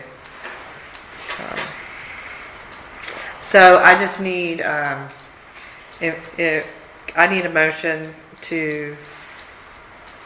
for me to bring you a contract in I'd like to hear from the rest of the council. June. I think If it's a you are great so idea. motion, and I agree, Mike, we try it, if it doesn't work. And so maybe we have to be clear in the contract about the termination clause, that we're to sign up for a year regardless, but that, if we're dissatisfied, it's you pay them some amount and be on your way. I want to see, Because I agree that I don't want to start, I'm like, I've been through 3 rounds of that. No. I want to see results, and I think the residents want to see results. I make a motion that the mayor be allowed to discuss potential or define potential outsourcing for code enforcement. And folks. bring you a And contract bring it to contact, yes, in June. in June. Give you enough time? He sounds really with it. Like, I was very pleased after getting off the phone. And the fact that they can submit a complaint directly to his website, I like that. that's That might be That's worth good. it right there. that's good. Just to have it come into us in a standardized way. Yeah. What's the name of the company again?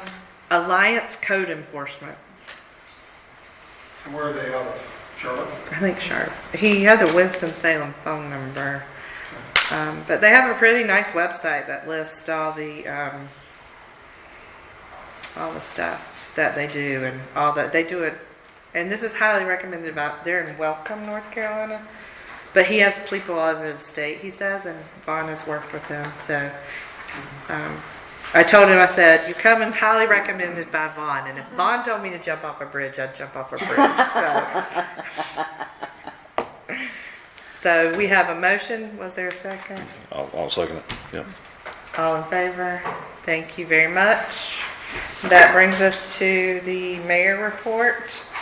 I will, Amy, if you'll come on up here, I've got the 2 oaths. So, Amy, thank you for stepping up. I mean, I really can't say thank you enough for all you've done for me in the town. So coming up, we're going to do Deputy Finance Officer first, and I pinky swear it'll just be signing checks. Can you read that? Yes. Is that right hand? Yes. I think so. Yes. I, Amy Mumpower, do solemnly swear that I will support and maintain the Constitution and laws of the United States and the Constitution and laws of North Carolina, not inconsistent therewith, and that I will faithfully discharge the duties of my office as Deputy Finance Officer. So help me God. Okay. And then Amy will be serving as interim clerk. I told her that we do not know what the future holds, but we would like to invest in her as an employee, get her clerk training, do everything we can do, because we have learned that we all like to wear multiple hats around here, and sometimes that bites us. So we want to invest in Amy as an employee and get her the training she needs to do to be a successful clerk. Thank you. So here's your second one. I, Amy Mumpower, do solemnly swear that I will support and maintain the Constitution and laws of the United States and the Constitution and laws of North Carolina, not inconsistent therewith, and that I will faithfully discharge the duties of my office as interim clerk. So help me God. And now if you'll print out those certificates, I'll come by and sign them tomorrow. Wait, what? I'll try to find them and get them to you so you can get them printed. Congratulations. Thank you, Amy. Amy. Thank you. Thank you. And those of you, because you do not have access to our minutes yet, we did move Amy to full-time and increase her pay at our Special meeting. special meeting. No, that was our regular council meeting. At our regular council meeting. I know. At a April council meeting. Chamber audiovisual equipment update. We have signed the contract. Contract has been reviewed. Check has been written. Do you have an update? Have you talked to them? Yeah, that's okay. Okay. So they told us they signed the contract, sent it back. They have not yet received the check for the deposit. It was just mailed the other day, Friday, so they haven't got it by then. They'll be getting it anytime soon. They're going to move to procure the necessary components, and they do not have a problem getting it all done by the end of June. Wonderful. Wonderful. So we won't have to turn around and look at the, We may have to do the training, depending when they get finished. We got to find a date for convening for all those who wish to be trained on how to use the various pieces of equipment. okay. That's a good idea. If we pay for everything, I think we can delay the training to July when school's broken up and when people... Yeah, we need to make it convenient for Amanda for that app. If you want me trained. They're We gonna, might need Joel trained. Oh my God. I'll be an intern, so. is the equipment going to be installed Monday through Friday, 9 to 5, or are you going to have to make a special trip in for them to install it, or? Okay. I was just curious. I just Wait don't for a want work schedule, when they get all the gear and they're ready to roll, they'll call me and say, right, when can we come? So to, well, I'll make sure they have access to the building. I just didn't want you to have to take time off on a weekday. If they can do it 9 to 5, during your schedule, you don't have to make special dispensations. But they said it was like 2 days. Isn't that what you said before? A couple of days. It's not much. That is wonderful. Western Union County, the WIMA update, I'll just be honest, guys. I forgot because I was so overwhelmed that week of spring break to attend the meeting. So I was too, so I don't have an update from I there. was extremely overwhelmed.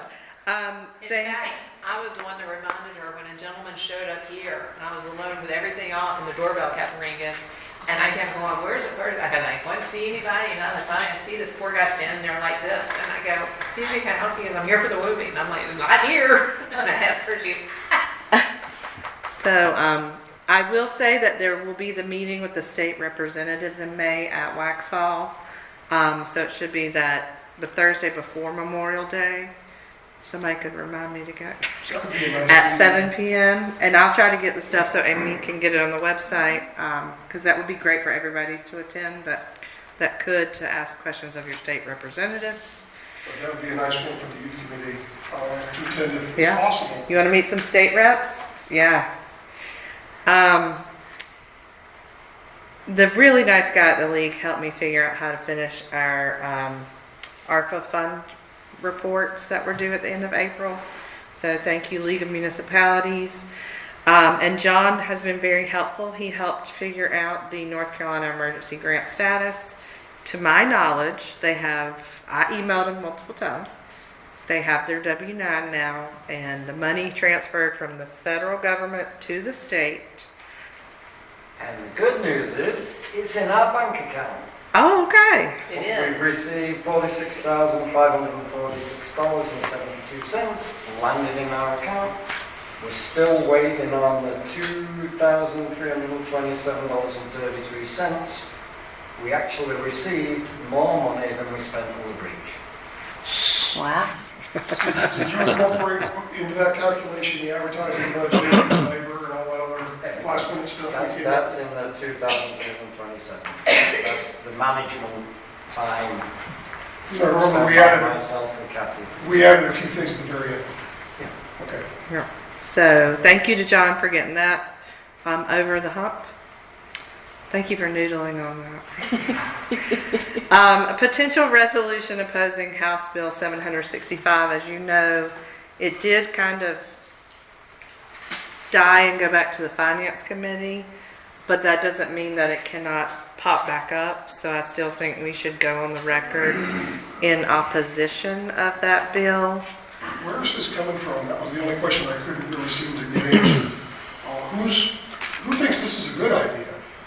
Our state legislature. Mm-hmm. One of them from Union County. Yes, primarily from Union County. And if you remember back last year, that same legislature voted, had a bill to de-annex a large portion of Somerville even though that council had come to an agreement with the developer and they still de-annexed, they still let them de-annex from them. It was a tremendous hurt on them because the state said you aren't allowing, you don't have enough affordable housing. And one of the council members or mayor, I can't remember which, was actually, I'm a school teacher and I can afford to live here. So it's fine. So it's a push for some reason to just have them dictate everything. Well, I remember when he first came on, I specifically asked him, I said, are you going to use the annexation as a potential zoning tool? And he said, absolutely not. Well, they de-annex big time in some of them. So there was a resolution in opposition to House Bill 765 that was in your council packet. So I would just ask for a motion to support signing this resolution and sending it to the state. I make them, Gordon, did you raised your hand? Yes, can I speak? Am I allowed to talk? I'll give you 20 seconds. Yes. Is this the one that basically overrides local jurisdiction zoning Yes. laws and allows them to basically say, no matter what you have in place, we're going to do what we want to do? Yes. Right. In a nutshell. Yes. Okay. this is the one that will allow, regardless of the size of the parcel, an ADU on every lot. So we can all go put one in our backyard and rent it out. And it also prohibits keeps us from prohibiting short-term rentals. Pretty much what we want, or I mean, there's no sense in us existing, honestly, if this goes Do through. you need a motion? I make a motion for us to approve the resolution opposing House Bill 765. Second. All in favor? Is there anything additional you can do other than the That resolution? meeting with the state representatives Yeah. in Waxhaw. That would be showing up. Dogwood Park update. Boy, and you know what, Bob, I'm sorry, I didn't know you were gonna be here tonight. Sorry. You okay? Got some Sudoku? All right, so, John, come on up. So my big update was we got all the money for the bridge. But so I did meet last week with a representative from LJB to survey the pond and get into the nitty-gritty detail of the scope of work for demucking the pond. As you know, if we don't spend the grant money we have, it's unlikely FEMA's going to give us any grant money to fixing the dam. We were saving that money to fix the dam. The FEMA thing ain't coming, we spend that money or give it back. So council last month approved moving forward. We got a quote from the engineering company. You guys approved that. We're now executing the work necessary to write the scope of work and move towards applying for the permits so we can get it. They're expecting to get back to me by the end of this week, early next week with the scope of work. My intention is then to cut and paste the statutory requirement purchasing stuff from the previous RFP for the park. We need to include some bond language. I'll run all that by George and then we'll just refer to the attached scope of work and we can bid it. LJB is going to provide us with a list of potential bidders. I already have 3 names that we can invite to bid. Hopefully we get 3 bids in the first round, so hopefully by next month I can be asking you guys, making a recommendation and asking you guys to approve the contract. Is this going to be completed by the end of the fiscal year, or will this carry over? It'll carry over, and in a minute I'm going to hand you an updated budget to reflect that.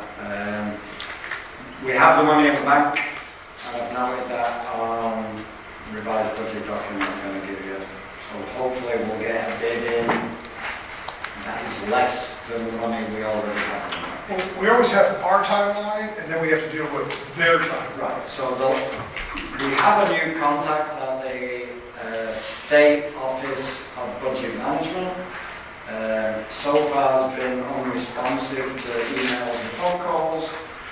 I'm trying to ascertain whether we are still committed to the October 3rd deadline to give the money back, or do we have longer?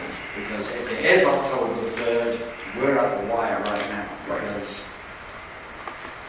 getting the bids in, evaluating the bids, making a recommendation, council approving it, contractor mobilising, 30 days for the pond to dry out, 30 days to truck the 4,000 cubic yards.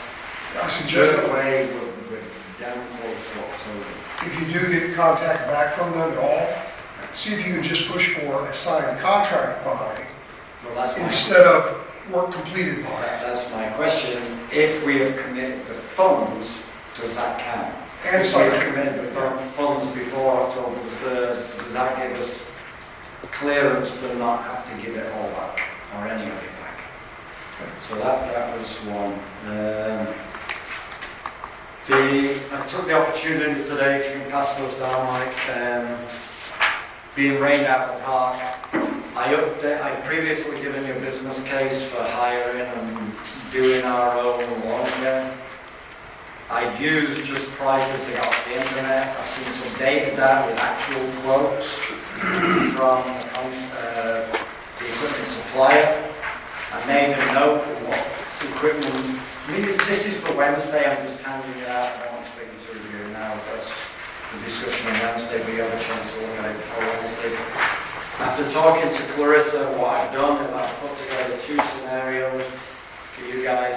One is status quo, we stay with the contractor. The other is we hire a part-time and we do our own lawn care. So we can discuss that in detail on Wednesday.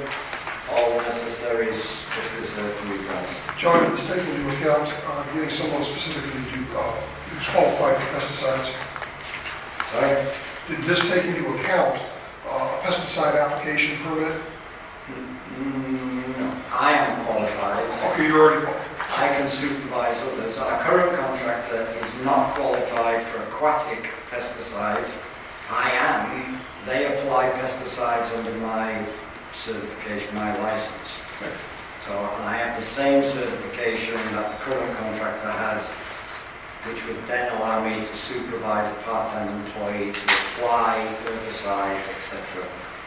to both the pond and I forgot you had been certified and qualified and passed your test. And the cost of I zero, because I can't consult privately and take money for it, but if I only use the license for municipal, it's free. So it doesn't cost me anything. You're going to farm them out, make some money. They can do that, so pay $70 for a commercial license. So that's it. I mean, everything's been busy with the dredging, chasing down the grant money. And as Laurie said, the likelihood of us seeing any FEMA money is slim to zero anytime soon. And John, would you confirm with council you're going to be here to discuss this on Wednesday? Yeah. So I gave you that, so you can all review it, ask me questions on Wednesday. I'll provide two scenarios. One is we hire somebody and do our own work there, and all the expenses related to that are in there, except the salary, because I didn't get payroll-related costs from... I put a part-time, 19 hours, $15 an hour. Okay. Because I got no input. Right. So that's what I put in there. I So put- there's a placeholder. I put $20 an hour, 20 hours a week. Well, 20 hours, 19 is the cutoff for having to pay return. Okay. All right, 19 is fine. The current contractor, I've been observing how much time they spend there. Typically, it's 2 guys for 4 hours, so it's 8 man-hours. The general care of the Mow and blow. mow and blow, and that's what they've kind of fallen into, unfortunately. And then when they are applying treatments, it's 4 guys for 4 hours, so 16 hours. So 19 hours a week should cover it if we have the same high-speed mowers and equipment to do it. Does their contract include fertilizer and pesticides? Yeah, I included that in the... I just got it, so I haven't looked at it before.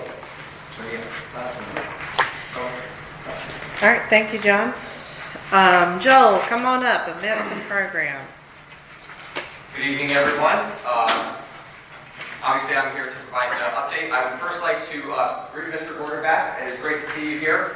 For the public that does not know, Mr. Gordon was our former chair. Unfortunately, he informed us late last year that he had cancer. Are you still doing well? It was benign, but they're still checking the plumbing. Okay. Well, it's great to see you here. But yes, he was our former chair, and so it is great to see him back as he has stepped down from that position initially. But obviously, I'm here to provide you quite a few event updates as we have now started our community conversations and have a couple of different summer events coming up with the Water and Soil Conservation District folks. First is on the Spring Fling event, which was on May 3rd, as you guys received from Ms. LaCroix. She's sent you all an email regarding how the turnout was for that, and if you were here, you would obviously know that it did rain on that Saturday, and unfortunately, we didn't have a very great turnout. Although the children did have a great time, I was told, playing with the foam machine and whatnot that was provided, that we budgeted for. Unfortunately, also due to the rain, the Union County Parks and Recreation did cancel their movie that was scheduled of The Jungle Book. We will work with Amy to see if Parks and Rec can delay that once again. They have told us that they're not going to be doing further movies and that they have a limited amount of time that they can show that movie due to licensing restrictions and whatnot. So we will work with Amy to see where we can add that into, if we can, still can, with the county. We did get a lot of water bottles and ice pops from Harris Teeter, which they donated, I think it was like 500 water bottles and like 200 ice pops or something like that. So they were very generous. Tony over there, one of the managers there, was very generous there. So we now have many bottles of water to give out at many other events. Will you get me his information, all right? Thank you. Yes, I can send you that via text if you'd like. Perfect. Because I just don't know. But yes, as you saw in the email, there were many different happy children in there. Wish there were more, but unfortunately there were not. We are also working on the car show, which... So, excuse me, question. Yes. Why didn't y'all cancel? I mean, Union County canceled because of the rain. Y'all knew it was going to rain. I was working at the time at Harris Teeter. I know that there was some discussion between Aaron and John and Amy about if they were going to cancel. I don't recall exactly why it wasn't canceled, probably because there wasn't thunder or lightning going on. And so that's being the main reason. And everything There was a window in the forecast where the rain didn't look too bad. So it was raining when we were setting up, when Mike and I were setting up. It did drop significantly. We had some periods where there was no rain falling, but the rain came back. So the decision was, I put it to the committee, like, you guys make the call. They made the call to go ahead, so. Because we had such low turnout, I mean, we ended up having to pay $400 because we said we would support $500 of business to the pizza guy, and he only did $95 of business. So we had to pay over $400 for nothing because there was low turnout, and then low turnout for very extremely expensive parks and everything else. So I just think that it probably would have been more, if you're going to do an event, you want a good turnout. Otherwise, it doesn't justify the expense by any stretch. Absolutely. And that's one of the things that we were discussing at the next committee meeting, having a plan, starting to develop a plan for a rain if there was inclement weather and what that looks like. Obviously, if it's indoors, then that wouldn't apply. But I will make sure that the committee discusses that at our next committee meeting, so we have something firm and concrete for future events that are outside. Yes, absolutely. Moving on to the car show, that is going to be June 14th here at Village Hall. I'm working on securing the foam pit and bouncy houses as those were, yes. And a question about the foam pit. Yes. Why would we do a foam pit if there's no way for kids to get cleaned up after the foam pit? I mean, we advised Aaron's comment was, it was good it was rain to wash them off, but it wipes off. does it? If they bring a towel, It looked like icky. several parents brought towels because they were advised to do so in our advertising of the event. I think we went The through kids absolutely loved it. Okay, my thing was the cleanliness, and now I have to put this icky kid in my car. I think we went through 2 rolls of paper towels. But yes, so I have reached out to see if those same organizations organization would like to participate with us as well. And we're working on securing those folks and entertainment folks and working on sending out those notifications for the car show to get people here.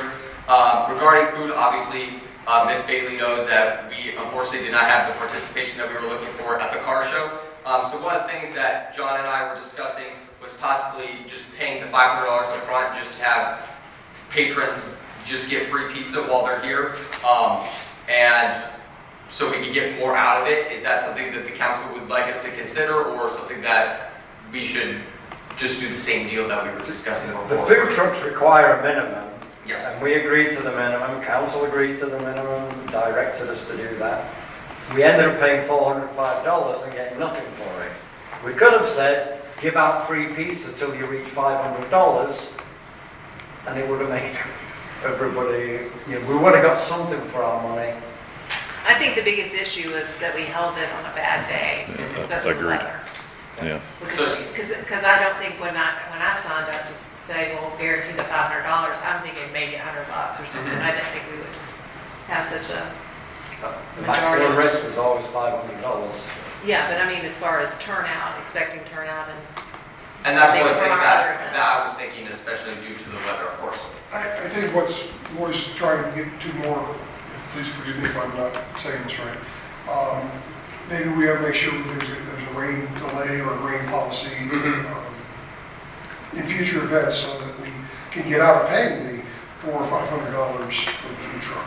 Absolutely, and as I said, I will make sure that that's discussed at our next committee meeting, and it probably won't come up to that we'll be able to bring this to you in June, but especially in July, as the social media policy, we're still working on it. I'll discuss that in just a moment, but by July, I would expect to have that. and then we can talk about, with you two, I can talk to you about payment. For some of the people attending, they wanted the call made on Friday. And so there is a risk, we make the call and then we don't see a drop of rain. Oh, I understand that, John. I mean, it's not our first time doing weather events. I'm just saying, the weather is pretty good. The weather that we're doing, kind of like today's forecast. Anyway, For all the events that we've had over the years, I think there have been two that have really been rained out. So we've been lucky. yes.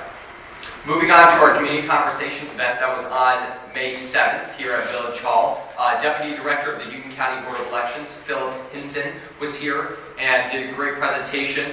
Some of the topics that he discussed was election integrity laws, state changes when it comes to the county boards and state board of elections, that's going to the auditor, it appears now, as of now, pending legal litigations and things like that. The importance of voting, especially in municipal elections, as discussed was the Monroe mayor's race 2 years ago when it landed on a coin flip.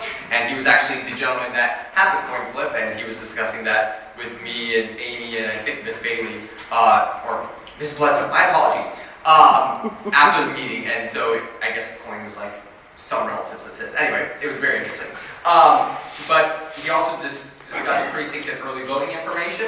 We had about 14 attendees, which I would have liked to have more, but unfortunately those things don't get a lot of public engagement, although we do put that out on social media.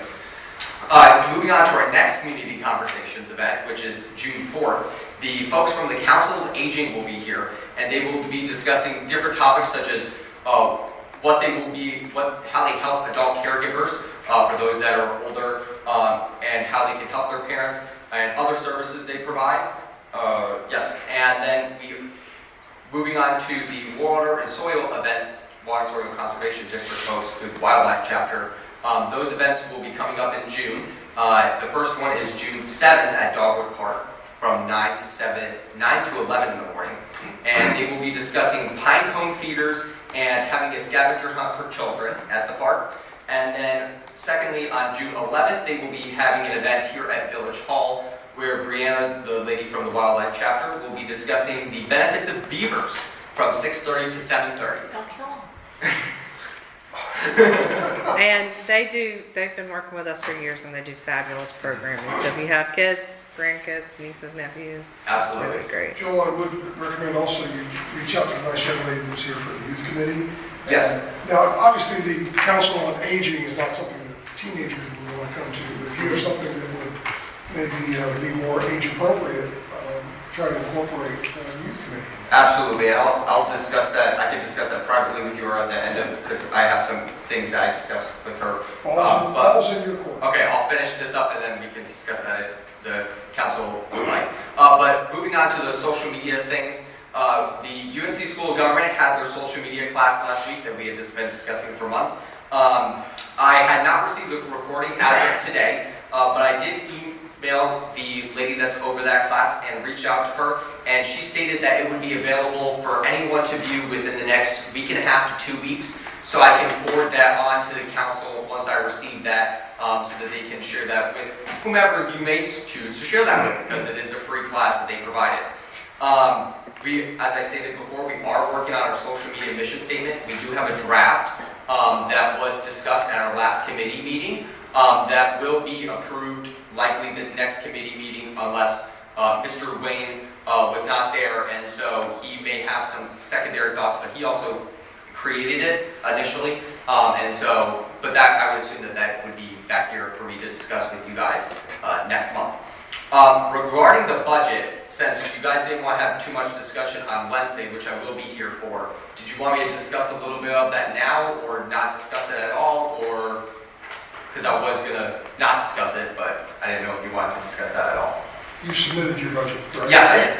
It's in your email. Okay. Alrighty, and then moving on to the next committee meeting, it is on the 22nd, and as I said, we will discuss the social media policy and make those final details on the car show and continue to plan the International Food Truck Festival.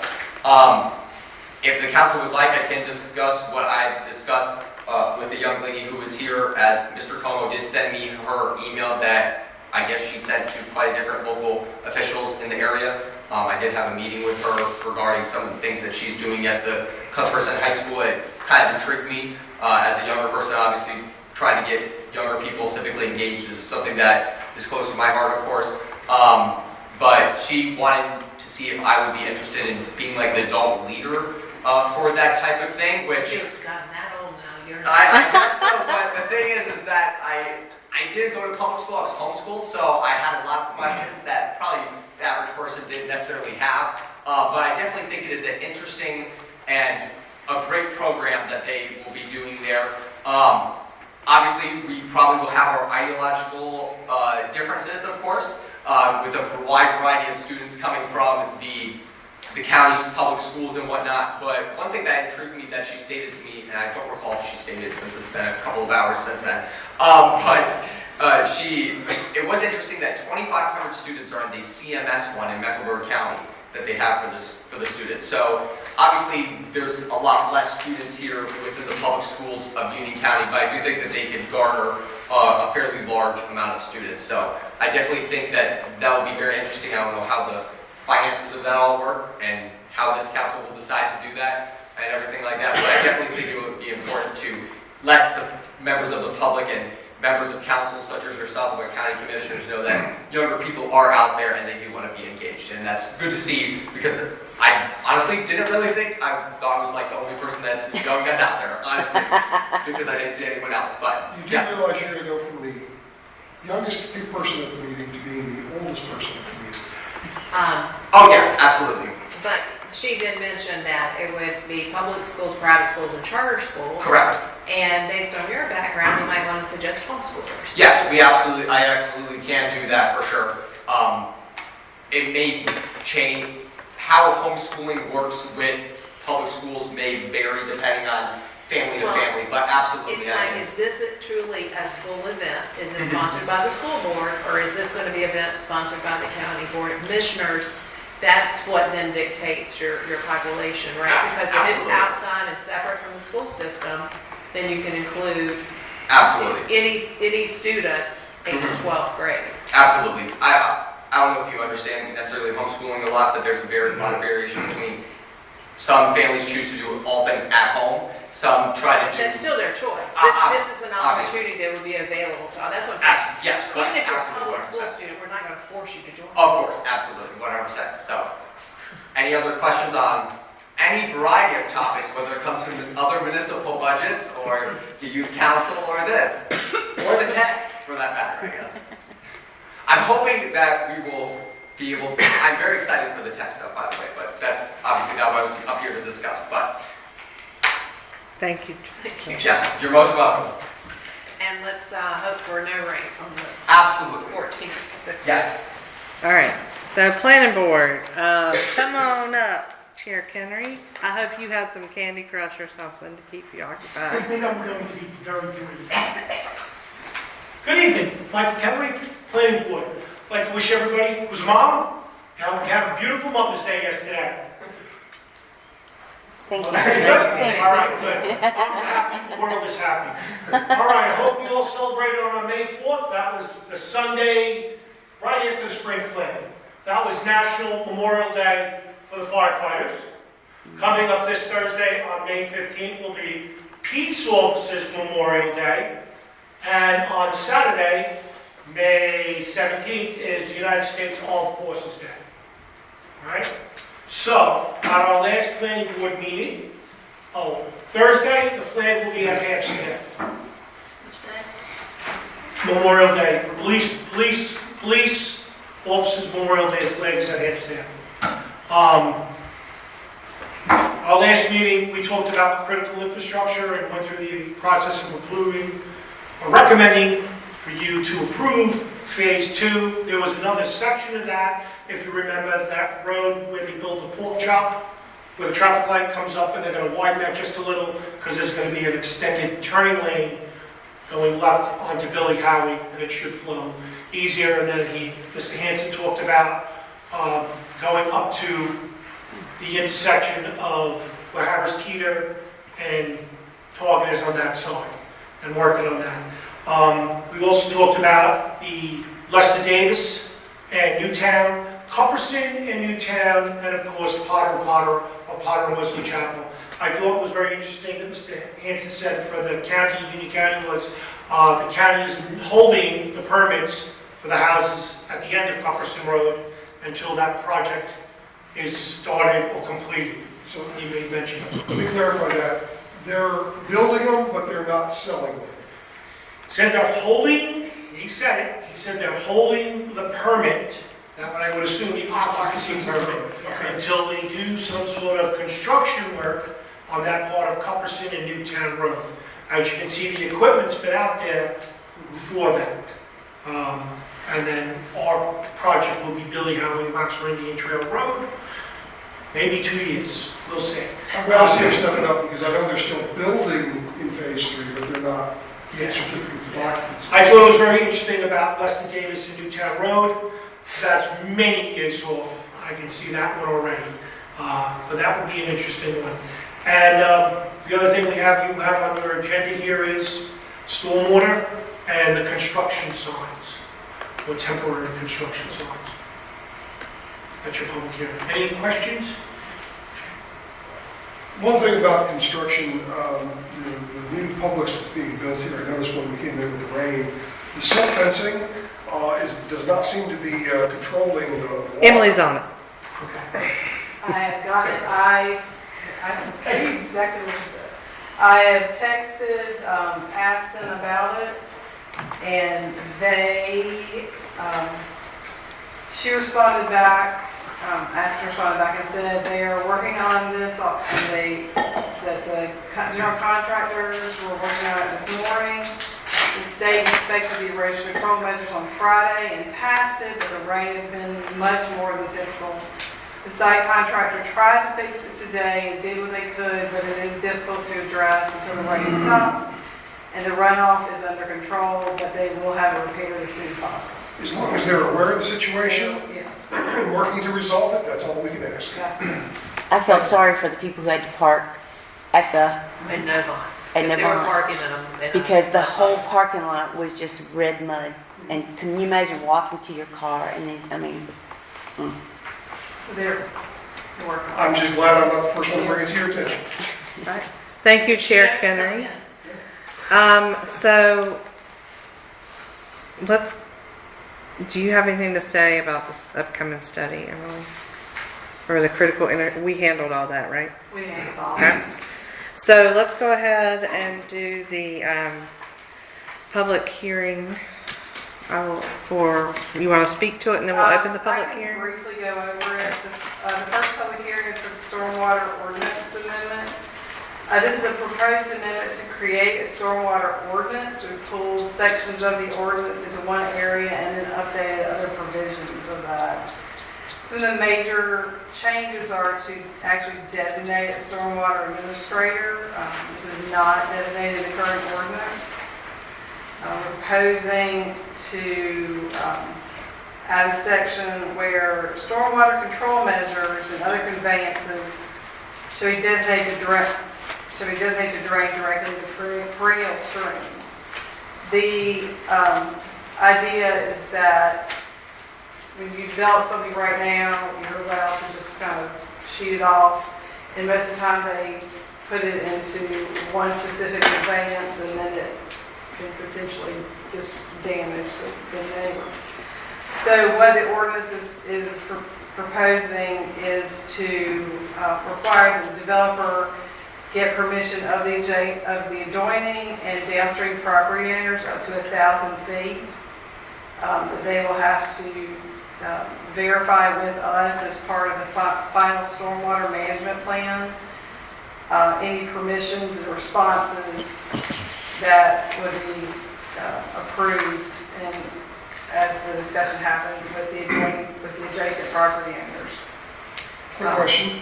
Yes. How are ordinances compared to what the county's requirements are? Are they more stringent, less stringent? There used to be more. Yeah.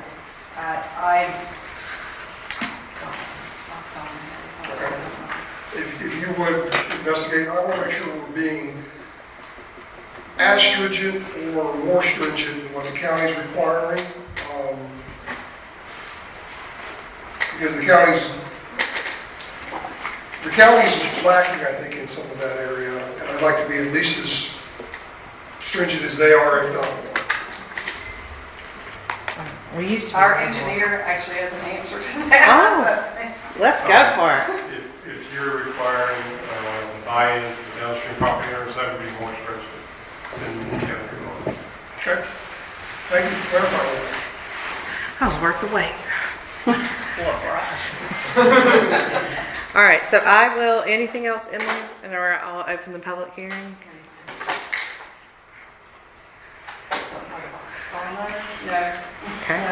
All right, so I will open the public hearing for TA 2025-01 Stormwater Ordinance Amendment, and I have one gentleman signed up. Mr. Hill, if you'll come to the podium and state your name and address for the record. Good evening, thank you. Jim Hill, I live at 2314 West Landing Road in Weston Chapel, and I am the president of the Courtyards Weston Chapel Homeowners Association as well. So I have a major concern about the proposed change to section 11 of the stormwater ordinance regarding maintenance security, and it says the amendment requires that on the 5th anniversary of the acceptance of stormwater control facility and every year after, the responsible party must show that they are retaining funds equal to 10% of the original cost of the facility. So just by way of background, our development, we have 136 homes. We have some pretty significant stormwater facilities, probably not unlike in your subdivision. I have no idea what the original cost of that was the builder, but we all know that one dam equals $1 million.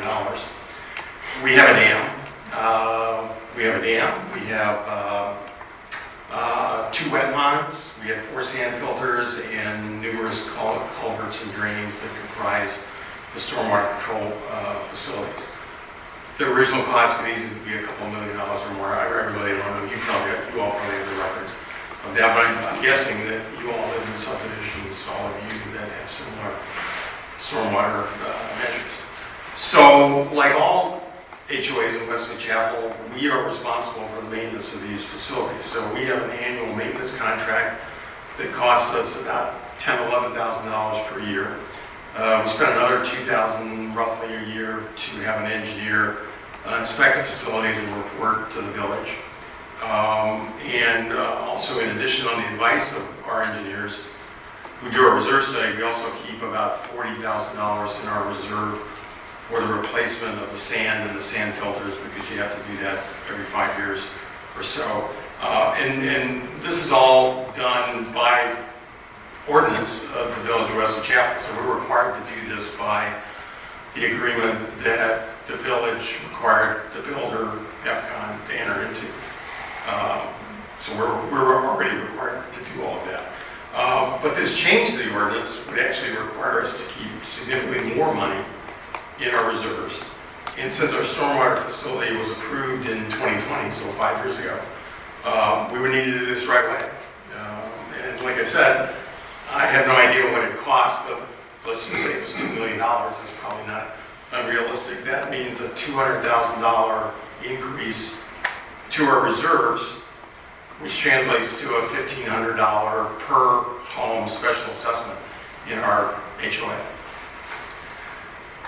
We're not the only HOA in Wesley Chapel that will be impacted by this amendment. There's dozens that would be required to assess the homeowners to comply with this amendment. So I would like, and I ask, that you delay any vote on this until you can have the village staff do some analysis on what this amendment would really mean to homeowners in the village. You have all the annual inspection reports, so you know what the facilities are and who owns them. And you also have probably records of all the construction costs because of the performance bond that the village requires. So it's not unreasonable I think, to go through those records and determine what's the cost, who owns them, and what's 10%, and what does that mean for those homeowners associations. I don't think a 1 or 2 month delay in voting is going to hurt anybody, so I would ask that you delay any vote on this ordinance until you can look at the impact that this would have on homeowners in the village. Thank you.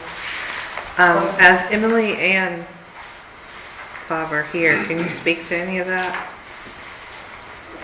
We haven't done an analysis. Okay. It counts for life, obviously we can do that.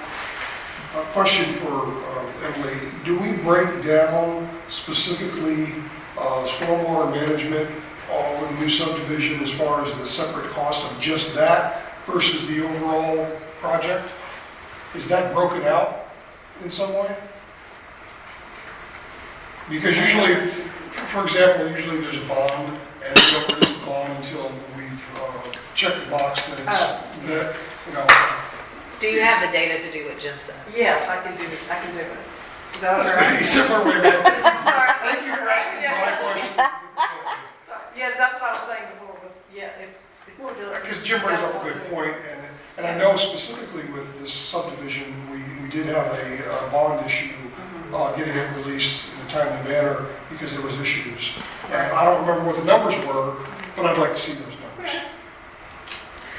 So is there any pressing need to do this ordinance? This is mainly just cleanup to make it more convenient for everyone to know what stormwater requirements are. Right, because it's in one it ordinance. it was everywhere in zoning, in subdivision, sections were in subdivision.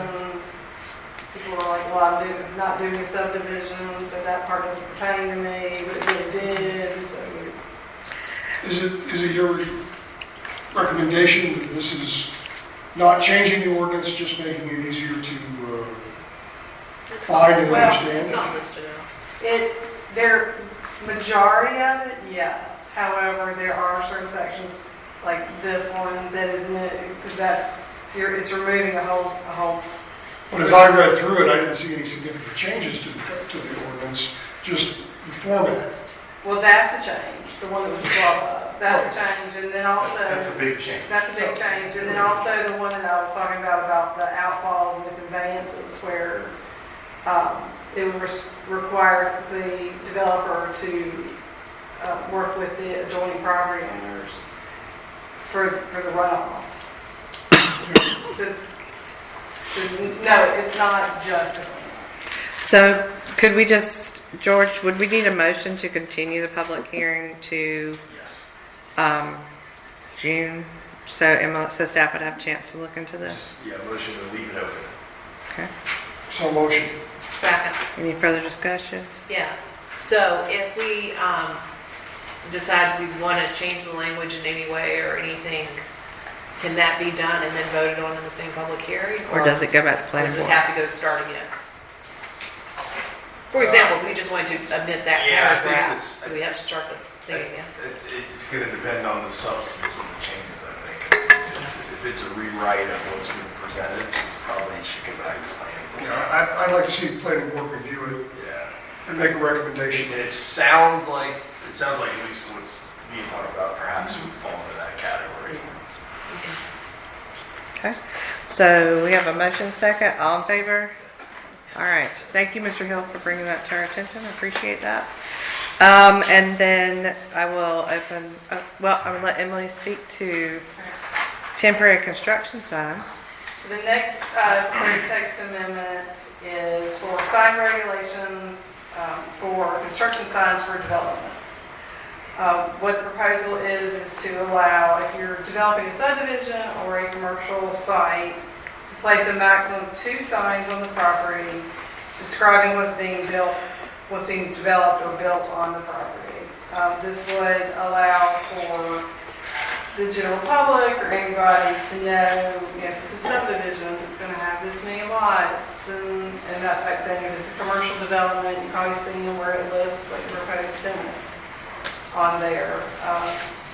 What we're proposing is that beginning on the date after, so if it's a commercial building, after we've approved a site plan, issue a zoning permit, or if it's a subdivision, once the preliminary plat is approved by village council, to allow for 2 freestanding signs not exceeding 24 square feet in area or 10 feet in height to be displayed on the property. That was a very specific thing that the planning board wanted us to add, was that that it has to be on the property that's being developed, so that they can't have it down the street or anything like that. And they would be allowed to have that there, but it has to be removed within 30 days of the issuance of either the certificate of zoning compliance, which is a commercial site, or the granting of the final plat approval for the lots. Okay. Question. Yes. When I think of a new subdivision, sometimes you go in and all you see is lots until they start building.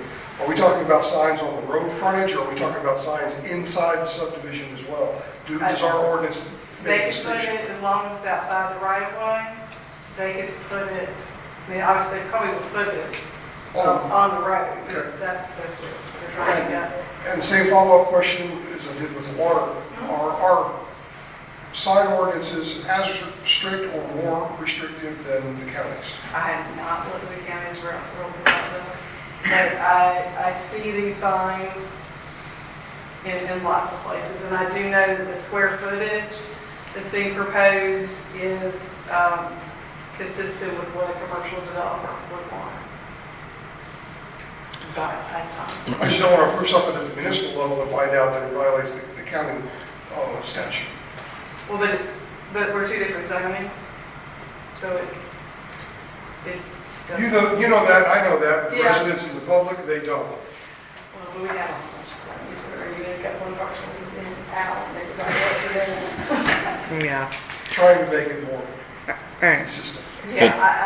Yeah, on this, I didn't look at. There are certain things that go with the floodplain regulations, so I was trying to make sure they were more, but something like this, I didn't. And the signs would have to be removed by when? 30 days, if it's a commercial site, 30 days from the issuance of the certificate of zoning compliance, or 30 days from the approval of the final plat, the final plat. So if it's a multi-phase development, then they would be allowed to keep it up until the last phase has got final plat approval. And this is just simply in addition to our temporary sign ordinance Yes. specific to construction because of problems that we're seeing in the village. Yes. All right, any questions before I open the public hearing? So I'll open the public hearing for TA 2025-02, temporary construction signs. We have 2 people signed up. We have Mr. Joel Down. Will you please state your name and address for the record? Joel Down, not representing the Events and Programs Committee, 408 Conway Court in Waxhaw mailing address. I'm obviously here to talk about the sign ordinance. I think this is a great idea. I think it's definitely necessary. I think it will relieve all of us that are members of the public that come to these meetings from answering many questions from constituents. I know I've answered multiple times at Harris Teeter as I work there, what's going across the street over there? And obviously now the Taco Bell sign is finally up. I have my opinions on Taco Bell, but I will not share those here. I think it will be also important for the new developments that are coming in here, especially when I've seen that some of the commercial sections are not yet to be determined, that they'll hopefully be able to put up some type of small signage, at least like maybe the window or something like that. But I definitely think that will relieve all of us from answering questions from residents and constituents alike that are wondering what's happening around here. But when it comes to the residential piece more specifically, I think that will also help the folks to know, hey, this is what's been approved here and this is why you should get more involved as well earlier in the process. Hopefully that will encourage people, but probably won't, but hopefully it will. So thank you very much. Thank you, Joel. And then we have Miss Sherry Killian. Oh, that was from before. Okay. You don't want to come talk to us again? No, we're good. All right. So, council, any discussion any questions for Emily before I close the public hearing? And then you can discuss and decide, right?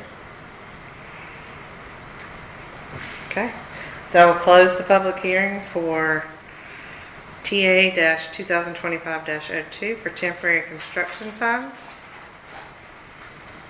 So, council, you need to approve or disapprove the ordinance amendment. Make a motion that we approve the ordinance amendment TA 2025-02 for temporary construction signs. Is there a second? Second. Any further discussion? Is this a searchable item with our new webpage? If somebody were to just get on and type in, Not till we edit it. We're going to submit the edits. We will learn how to do that once.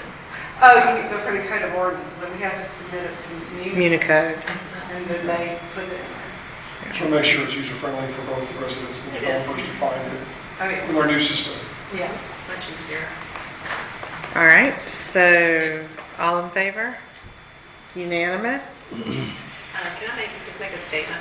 Sure. So at the last meeting, I know, Joel, you weren't here, but there was a lot of confusion about this ordinance and what it applied to. So just to be really clear, it applies to the village. And we must abide by the 24 square foot sign limit as well.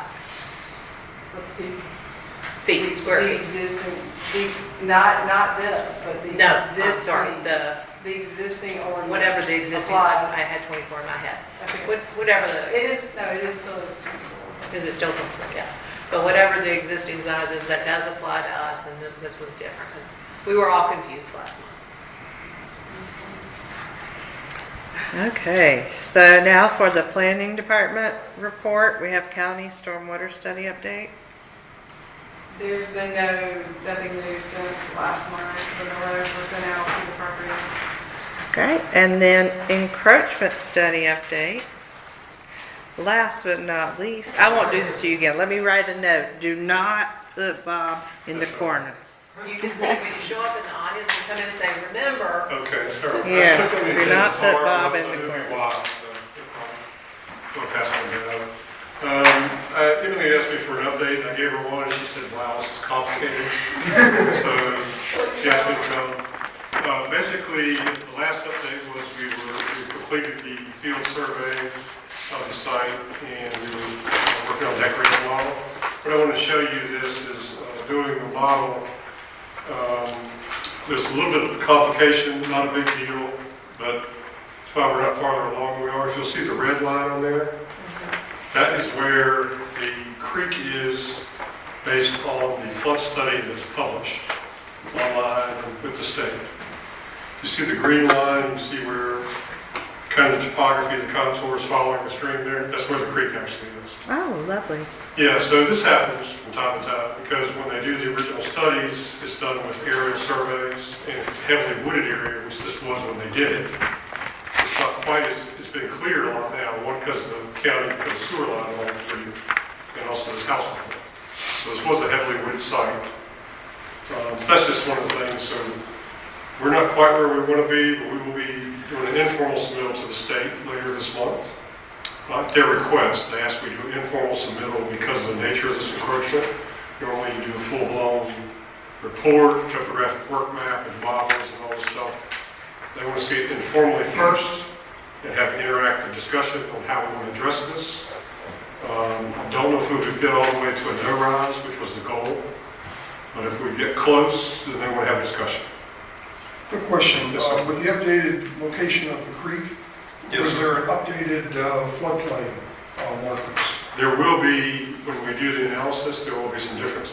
That's Okay. the So issue. that- The other issue with the survey we found, I'm sorry to cut you off. I just want to make sure that the floodplain zones are updated when the creek. Well, it depends on what we do. Okay, we will do, if we do a no-rise, there will be no change to the mapping. Okay, if we can achieve that, if we do a correction of the map, which may end up having to do, that would change the floodplain and possibly the non-encroachment area. One other thing is the culvert under Mayflower Trail, based on our survey, is a foot higher than the floodstone. So that's another complicated factor. So anyway, this is just some of the stuff you have to know sometimes. Why did you say to go through the process of relocating this and relocating that and then not changing the floodplain area? Yeah, I think that's what we should push for, and that's what we discuss with them. We think what's shown is not accurate, and so we want to update it, but first we want to address the encroachment. So, are you thinking that if you move the encroachment area, we won't have to worry about the no-rise? I don't know if we move it enough, and I don't know if they'll let us, we'll have to, this will be a discussion and or negotiation with the state. Will the culvert issue be a positive or a negative in the overall scheme of It'll this? it'll probably be a wash. I think the fact that the creek is farther away from the house may be helpful, particularly if we want to remap and get the house out of the encroachment. Does it impact Larry and Abby on the other side? And hopefully they don't live in Wesley Chapel? Probably not, just because the contours, the topography rises up more on that side. It's flatter. If you're looking at this map to the right, This can sound like a very basic question. Which way does this run? North, south, or? from top of page down. Okay, so it runs south. Yes, sir.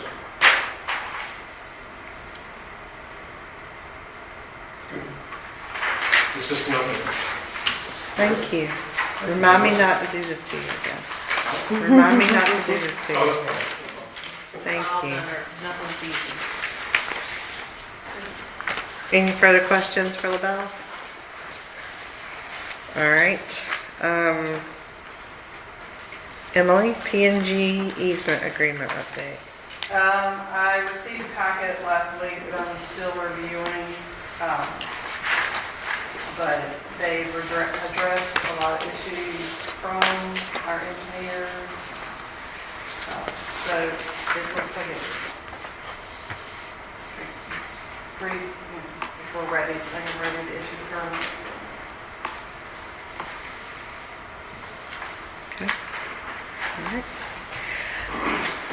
That leads us to the infrastructure and commercial, I can't even speak. Infrastructure and development updates. You should have the amended easement agreement and a letter of transfer. Did Vaughn prepare you to speak to this? To the commercial center update? Prepared to speak this. Oh, no. Did Vaughn prepare you to talk about the commercial center update? So, as you know, we've been working on a proposed, and George, correct me if I'm wrong, we had to update our easement agreement for them to put the stormwater in the back of our property. And then we all decided, we all stated we did not want to be in the stormwater business. So we want them to take over ownership of that pond, which is its whole other process. So there's a letter of intent that will be filed with the revised stormwater easement, and the letter of intent will say that Wesley Chapel and Aston, our goal is to transfer ownership of that land with the stormwater pond and only stormwater pond on it to Aston. And there's a whole process that then takes place after the easement is recorded. We have to subdivide the land, and then they have to make a statement, they have to make an offer to purchase the land, and then we have to move forward with that process, right? The last part isn't exactly right. It kind of is, but not. We have to publish. So there's two things going on. One is the amendment to the declaration of easements and covenants that needs to be approved. So that's one thing. That puts in place the stormwater easement on the parcel that we're talking about. Then, as a result of the village not wanting to own that property going forward, there's a letter agreement that sets forth the arrangement whereby that property will be conveyed to Aston. The consideration for that is a number of things. The extension of stormwater easement rights to the remaining village parcel that still has to be defined exactly, but it's basically between this property and the pond. I know it's all the same property at this point, but it's a section of that. It's that section in between.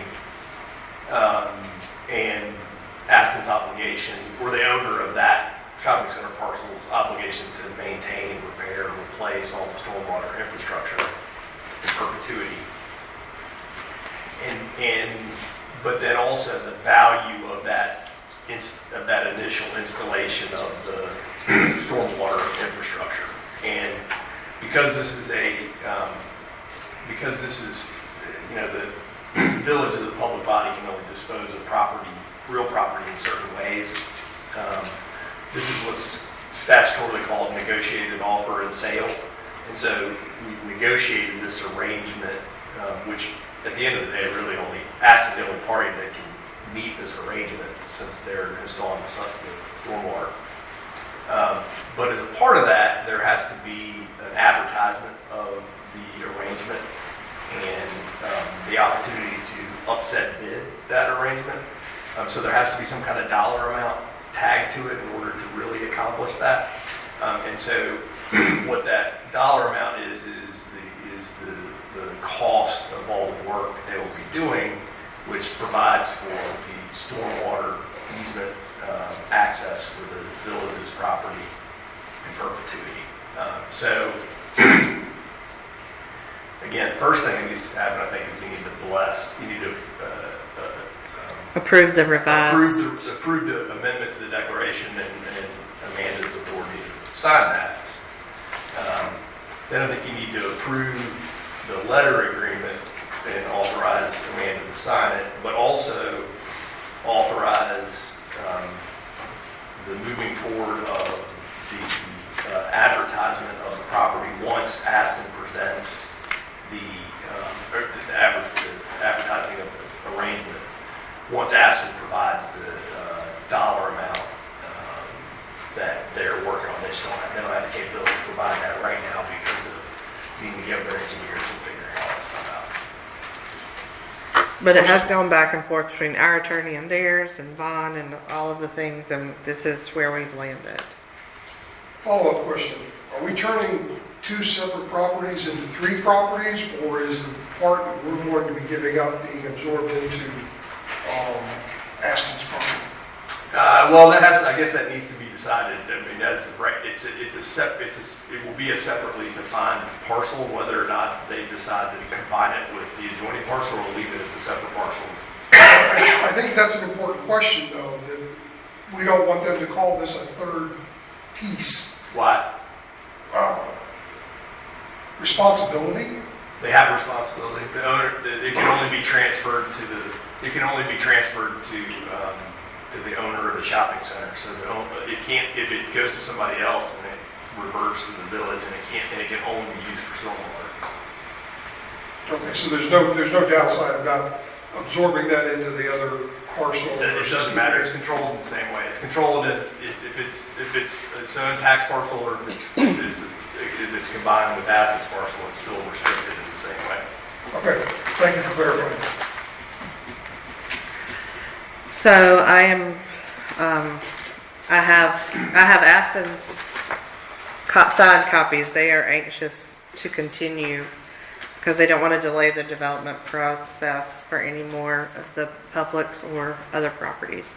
So I'm asking for a motion to first approve the first amendment to amended and restated declaration of easements and agreements for the Village of Wesley Chapel property, and then we'll go to the letter. And does that motion have to include a new sign in it, or is that just the other one? I mean, I suppose, yeah, to authorize her to execute the agreement, yeah. And authorize her to execute. So motion. Should the motion include following all the restrictions of the proper approval of town property congruent to our policies? I'm not sure I'm following the question. We haven't got to this is just the easement agreement. Yeah. Right? This is just the easement agreement. So we have a motion, a second. Any further questions? No, we have a motion. I'll second it. Okay. Any further questions? All in favor? Okay, unanimous. And then what we have here is the letter. The village shall transfer and convey the property as identified. It's restricted to stormwater only. And then we'll have to go through the process, like George said, about upset bids and subdividing that parcel or subdividing village land. And they will be grading the excess village property in accordance with plans approved by Village Commons III and the village. And they will be providing stormwater rights and runoff into that pond for perpetuity for the village, the remaining parcel between us and the pond. So this will be to start that process, this letter. So the motion needs to be, To approve and have me sign the land transfer intent, right? The letter agreement. The letter agreement. motion to approve the letter of intent for the land transfer of Village of Wesley Chapel and Aston properties, and for the mayor to execute the letter. Second. Discussion? Emily, quick question. Do we have to notify the adjacent properties? About subdividing? No. There's no change, there's no change in Change zoning. zoning, There's no change. Well, what they want this easement so they can do construction in there and lay something, right? You get the stormwater pond. The stormwater with the pond. Yeah. Okay. So no notification of adjacent properties needs to happen? No. Thank you. It's already zone commercial, it's all part of it, yeah. Okay. Any further questions? We have a motion and a second. All in favor? Unanimous? All right. And then I think there's a potential third motion if you want to handle it now, which would be to authorize you to start the advertising process once Aston comes back with their estimate, and that estimate is agreeable to you. And that's not exactly the right language, but we're just coming up with it. But the alternative would be you have to wait till the next meeting or whenever. I don't know when Aston's going to come back with their numbers, and so we're going to need to figure out, like, it's up to you guys. I mean, you can wait, and once you have all the rest of the details, you can bless it for advertising. I'd like to revisit this once we have all the firm numbers. So I don't think a third motion will be required.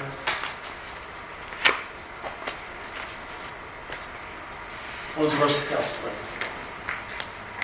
I'm kind of like, if there could be the only interested party, I don't see what the harm is in starting the process for that after everything that, like, she's gonna go through with this letter and negotiate and be ready with it, to not go ahead and just start that process, because it's just advertising, it's just starting that, it's not another decision, right? Yeah, it's not signing the deed, right? Right, it's just, Was it just advertising, George? Well, I mean, once you start the process, I suppose in theory you can back out at any time, right? But once it's advertised and there's they have to, as a part of that, they would put down a deposit and then it's advertised and then the transaction would happen after that. So, again, I think in theory, the village can back out of it at any point if you want to. Whether you authorize it now or not. so is there a concern if we don't sign this now, or don't do this now? Is there a concern if this drags out longer? Well, they won't be happy, but they're not happy I don't know with if the that. last piece matters to them. Their key was getting the amendment This. signed and that letter agreement signed so they can move ahead with, because this doesn't stop, the letter agreement and its advertisement doesn't stop them from doing their work. It just stops the transfer of the property. That wouldn't stop it, it just delays it. So I don't think their key component was what you've already done, the first two things, I think. A little hard to get a read sometimes, but I think. All right. Is the village selling the 6 acres to Ashland? No.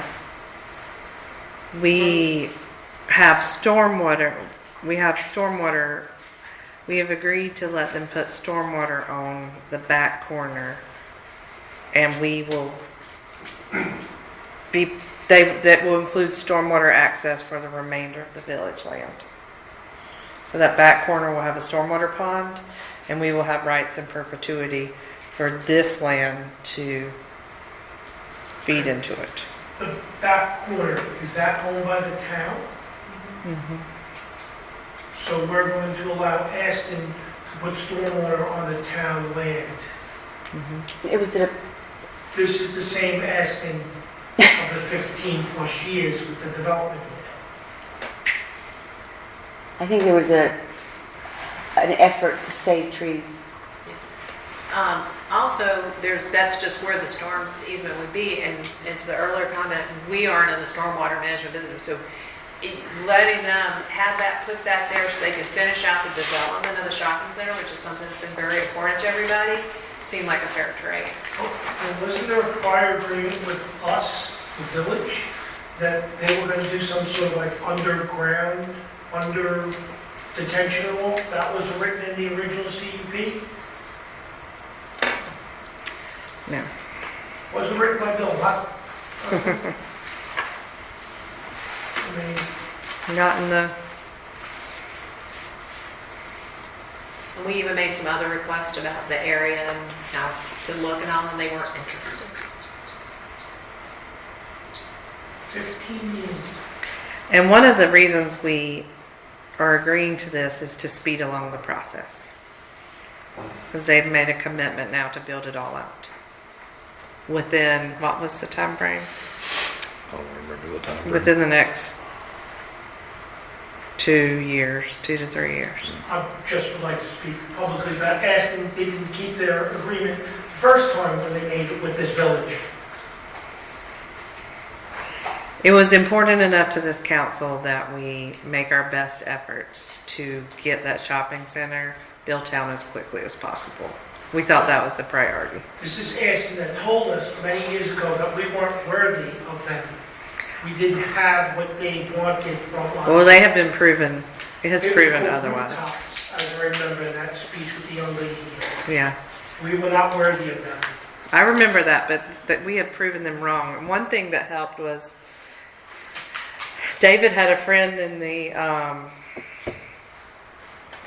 home improvement business that shared some, wasn't rooftops, but it was spending capability in the Yes. area. And that, yes, and that put I I wouldn't bet anything, but I'm very confident that the shopping center will be built out in the next 2 to 3 years.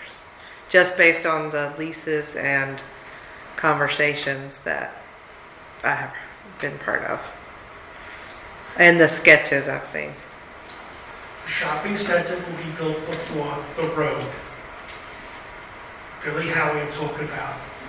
I hope so. It'll be built before that road. How about that? So this council thought this was the best decision to keep this moving as quickly as possible with a portion of land that's not really developable, to have it be stormwater. And to get something on the side by us being able to use that for stormwater for whatever this parcel becomes in the future. And to that point then, council, do we need to go ahead and approve Amanda to start advertisements after this is complete? I'm okay with doing that. I think I am. Well, make a motion. Go ahead. You're 2 for 2 so far. That's one. I don't even remember what I'm motioning now. We've already motioned to sign it, right? Yeah, I think it would be to initiate the advertising process once A Addison negotiated. brings a satisfactory number to Amanda. So motion. I'll second that. Any further discussion? All in favor? Opposed? Okay. I couldn't see it. All right, so we'll get these to Karen tomorrow. She'll be very happy. DOT project. Somebody here spoke last month about the upset about the stoplight at Shamwood not turning green at night. And we have received, apparently there was a whole next door discussion on the stoplight. So I, at a resident's request, have reached out to DOT. I wasn't really understanding the first answer, but I'll read it to you and I'll also give you the second answer. My question was, could the new traffic signal at Potter and Shamwood change to a blinking red light, yellow light after school hours and at night? The response was, this is a good question. Starting in 2024, NCDOT has implemented a new standard statewide for a red flash. This means instead of flashing yellow on the main line and red on a side street like we have in the past, all traffic signals must flash red on all approaches. As part of that rollout, the state also required really, that nighttime flash be removed at all NCDOT maintained traffic signals. The purpose of the all red flash is to act as an always stop condition when the signal is in flash. This provides consistent intersection control whether the signal is in flash or dark with no power. So I said, excuse me, I don't understand. I said, long answer short, the answer is no to the flashing red light after school hours. That's correct. We no longer place signals in flash mode. Instead, the signal will operate in free run during off-peak hours, cycling from minimum to maximum green times. This approach allows the signal to serve vehicles more efficiently during low volume. Additionally, we are currently working on establishing communication between the signals to enable coordination soon. Coordination with the 84 signal? I think so. So no, it cannot flash. It has to stay that way. So I will distribute that to What I heard was it could flash during the day, but at night you have to turn it off. Like, oh, it's a free-for-all out there, do what you want, because there's no light at all. Sorry if I misunderstood. Then roundabout at Potter and Wesley Chapel Roads, they have sent a letter stating the start of the study letter that's new. They have sent a start of the study letter for Newtown and Cuthbertson and Farm Creek Road roundabout. So the ball is rolling. Vaughn says this is to ask if we have any inside information that might influence the design. He says we probably have some preferences about the design, but he's not sure if he knows anything that wouldn't be discoverable by the DOT environmental team. So Vaughn is going to talk to Bjorn tomorrow and work through some things we might want to respond with. So that, at least the ball's still moving on that. Roundabout, I'm assuming at Wesley Chapel and Potters, still underway for June. Somebody spoke to the temporary lane. I think it was Michael, W. Kenner. And that's about it for the updates, unless somebody else has information to share about those. I want to remind Council again that we were all invited to the May 14th public luncheon from the Chamber, specifically regarding the transportation funding luncheon. Anybody's interested? The Chamber of Commerce you didn't want to support? I was directing the invitation that did support it. I just wanted to remind you of the luncheon. That was too easy. Can I pour salt on the wound? I signed up for it, and now I'm not going to be able to attend. Not because of the vote tonight, but because of work. Yeah. All right, so mayor and council comments before we go into closed session. I'll start off. Oh, I didn't let you share about the art show. sorry, Judy. I'm so sorry. That's okay, that's okay. Tonight we had about, I'm guesstimating between 30 and 40 Newtown Right. Elementary School parents and students to come and witness their children getting awarded ribbons for their artwork. I'll look at it later. Thank you. And just to see the smiles on the faces of the parents and the kids, it's really, those people really enjoy that. They love this event. Art teacher Danielle Carnes attended, and she brought her principal, Elizabeth Allen, who also came to the event. The 3 first place winners are in conference room. You can look at them. They're at the end of the table. And also, Wesley Chapel Elementary School, for the second year in a row, has participated. And the principal did not want to have a show like this because he said that, it would interrupt their testing. So what I did was I took pictures of all the winners and put them in there for you to see. So even though we didn't have an art show, at least you can see the artwork that you voted for. So what are the ones that are in the lobby? That's Newtown Elementary School. Okay. And I want to thank Mayor Fuller for participating. And having their picture taken with the mayor is a momentous occasion for these kids. It really is. They're like, they love it. So anyway, it was good. I did get asked for autograph, y'all. Really? Yeah. I threw out the first pitch and now I have my autograph. Can't top that. So that's it. David? Yep. Going back to the luncheon on Wednesday, again, I did sign up and you had to RSVP by May the 5th. I'm 90% sure that I'm not going to be able to attend, so if anyone wants to fill my seat, just reach out to me and let me know.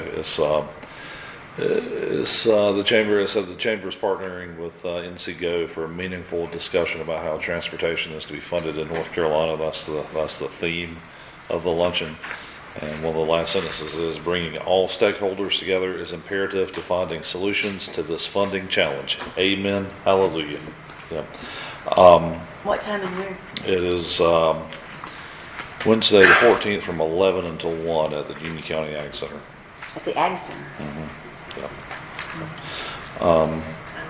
And then last thing, many kudos, many thanks for all the work that Amy and Lori and Amanda and all the countless hours you guys have put in. It doesn't go unnoticed, and we certainly appreciate that.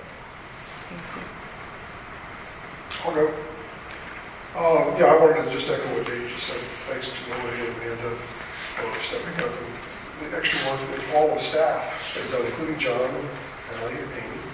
We already talked about the luncheon. We know we've got some budget belt tightening that needs to be done on Wednesday. That'll be a whole separate discussion. David, the reason I would probably not be the person to represent Wesley Chapel at the luncheon on Wednesday is my next statement. I want to see the roads of Wesley Chapel improved, and I don't mind paying 20%. I don't know what technically they call it. I call it a bribe. It's a local match. Local match, I call it a bribe. And now they're telling us that 20% of the project that we don't take road funds from is now a 30% bribe, not a 20% bribe, if we want to be at the top of the pile. It frustrates me to no end that this is how they decide to stretch the DOT decides to stretch their budget by basically putting it on us. So,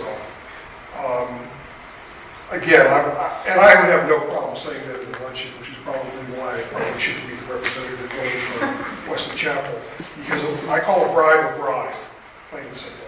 I don't care where the money comes from. I do care where the money comes from. I just don't like seeing us spending our tax dollars, our residents on it. So, and Lori, I tried to get the information on the cleaning up the islands and the medians on the road, but it doesn't look like it's something we're going to be responsible for. It's going to have to be the county or the DOT to do something for you. Every other town seems to do it but us. Yep, that's why I specifically took advantage of Bjorn, and David, I wanted to thank you specifically, I didn't write it down here, but for pointing out that Bjorn was here to talk about a very specific issue, and I got off on a tangent, so I appreciate you kind of reeling me back in. That's it for me. We do love getting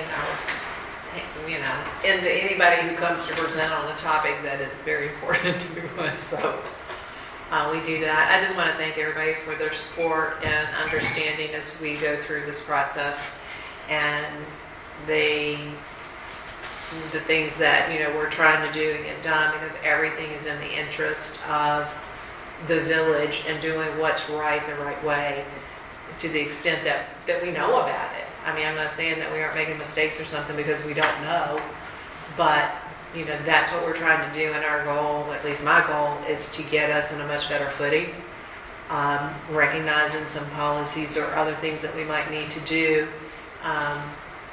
to be in better shape. So I thank you for your help and your support. I will say again, the DOT online complaint page will generate a ticket. So if you see an area that needs mowing, if you submit it, hopefully it will generate a ticket. And they're supposed to respond to those tickets within a timely. I know we have done it for some mowing along Underwood, and they responded pretty quickly. They also responded to the issue, I was talking to Amy earlier this week about the gravel on Newtown Road in Potter, whatever that was. They were out there within hours. Looks like somebody dumped a whole truckload of gravel in the middle of the street. Yeah, and they were, I put in one for a stop sign with a shotgun hole in it. They replaced it the next morning. Awesome. So it will generate a ticket that hopefully we'll get. But I gotta be honest, I cannot believe that we can put complaints in all the time, whatever, but the fact that we have such a beautiful community and a beautiful, whatever this is, and yet we still, our islands look terrible. They have for years. And I mean, whether it be a nonprofit group with a police car out there fixing it, I mean, We do the litter sweeps. But that's not what this is. I agree. I understand your point. I mean, there's gravel, there's all kinds of debris from the trees, there's all kinds, that's my pet peeve, but. They do have a street sweeper that they use to come in and clean up, but I don't know what they come to. Right in our community, guys, it's all the same. Squeaky wheel gets the grease. All right, so I will thank everyone for coming, and I need a motion from council to go into closed session for attorney-client privilege. So motion with a caveat of bathroom break. So we have a motion. Is there a second? Second. All in favor? 5 minutes. Unanimous?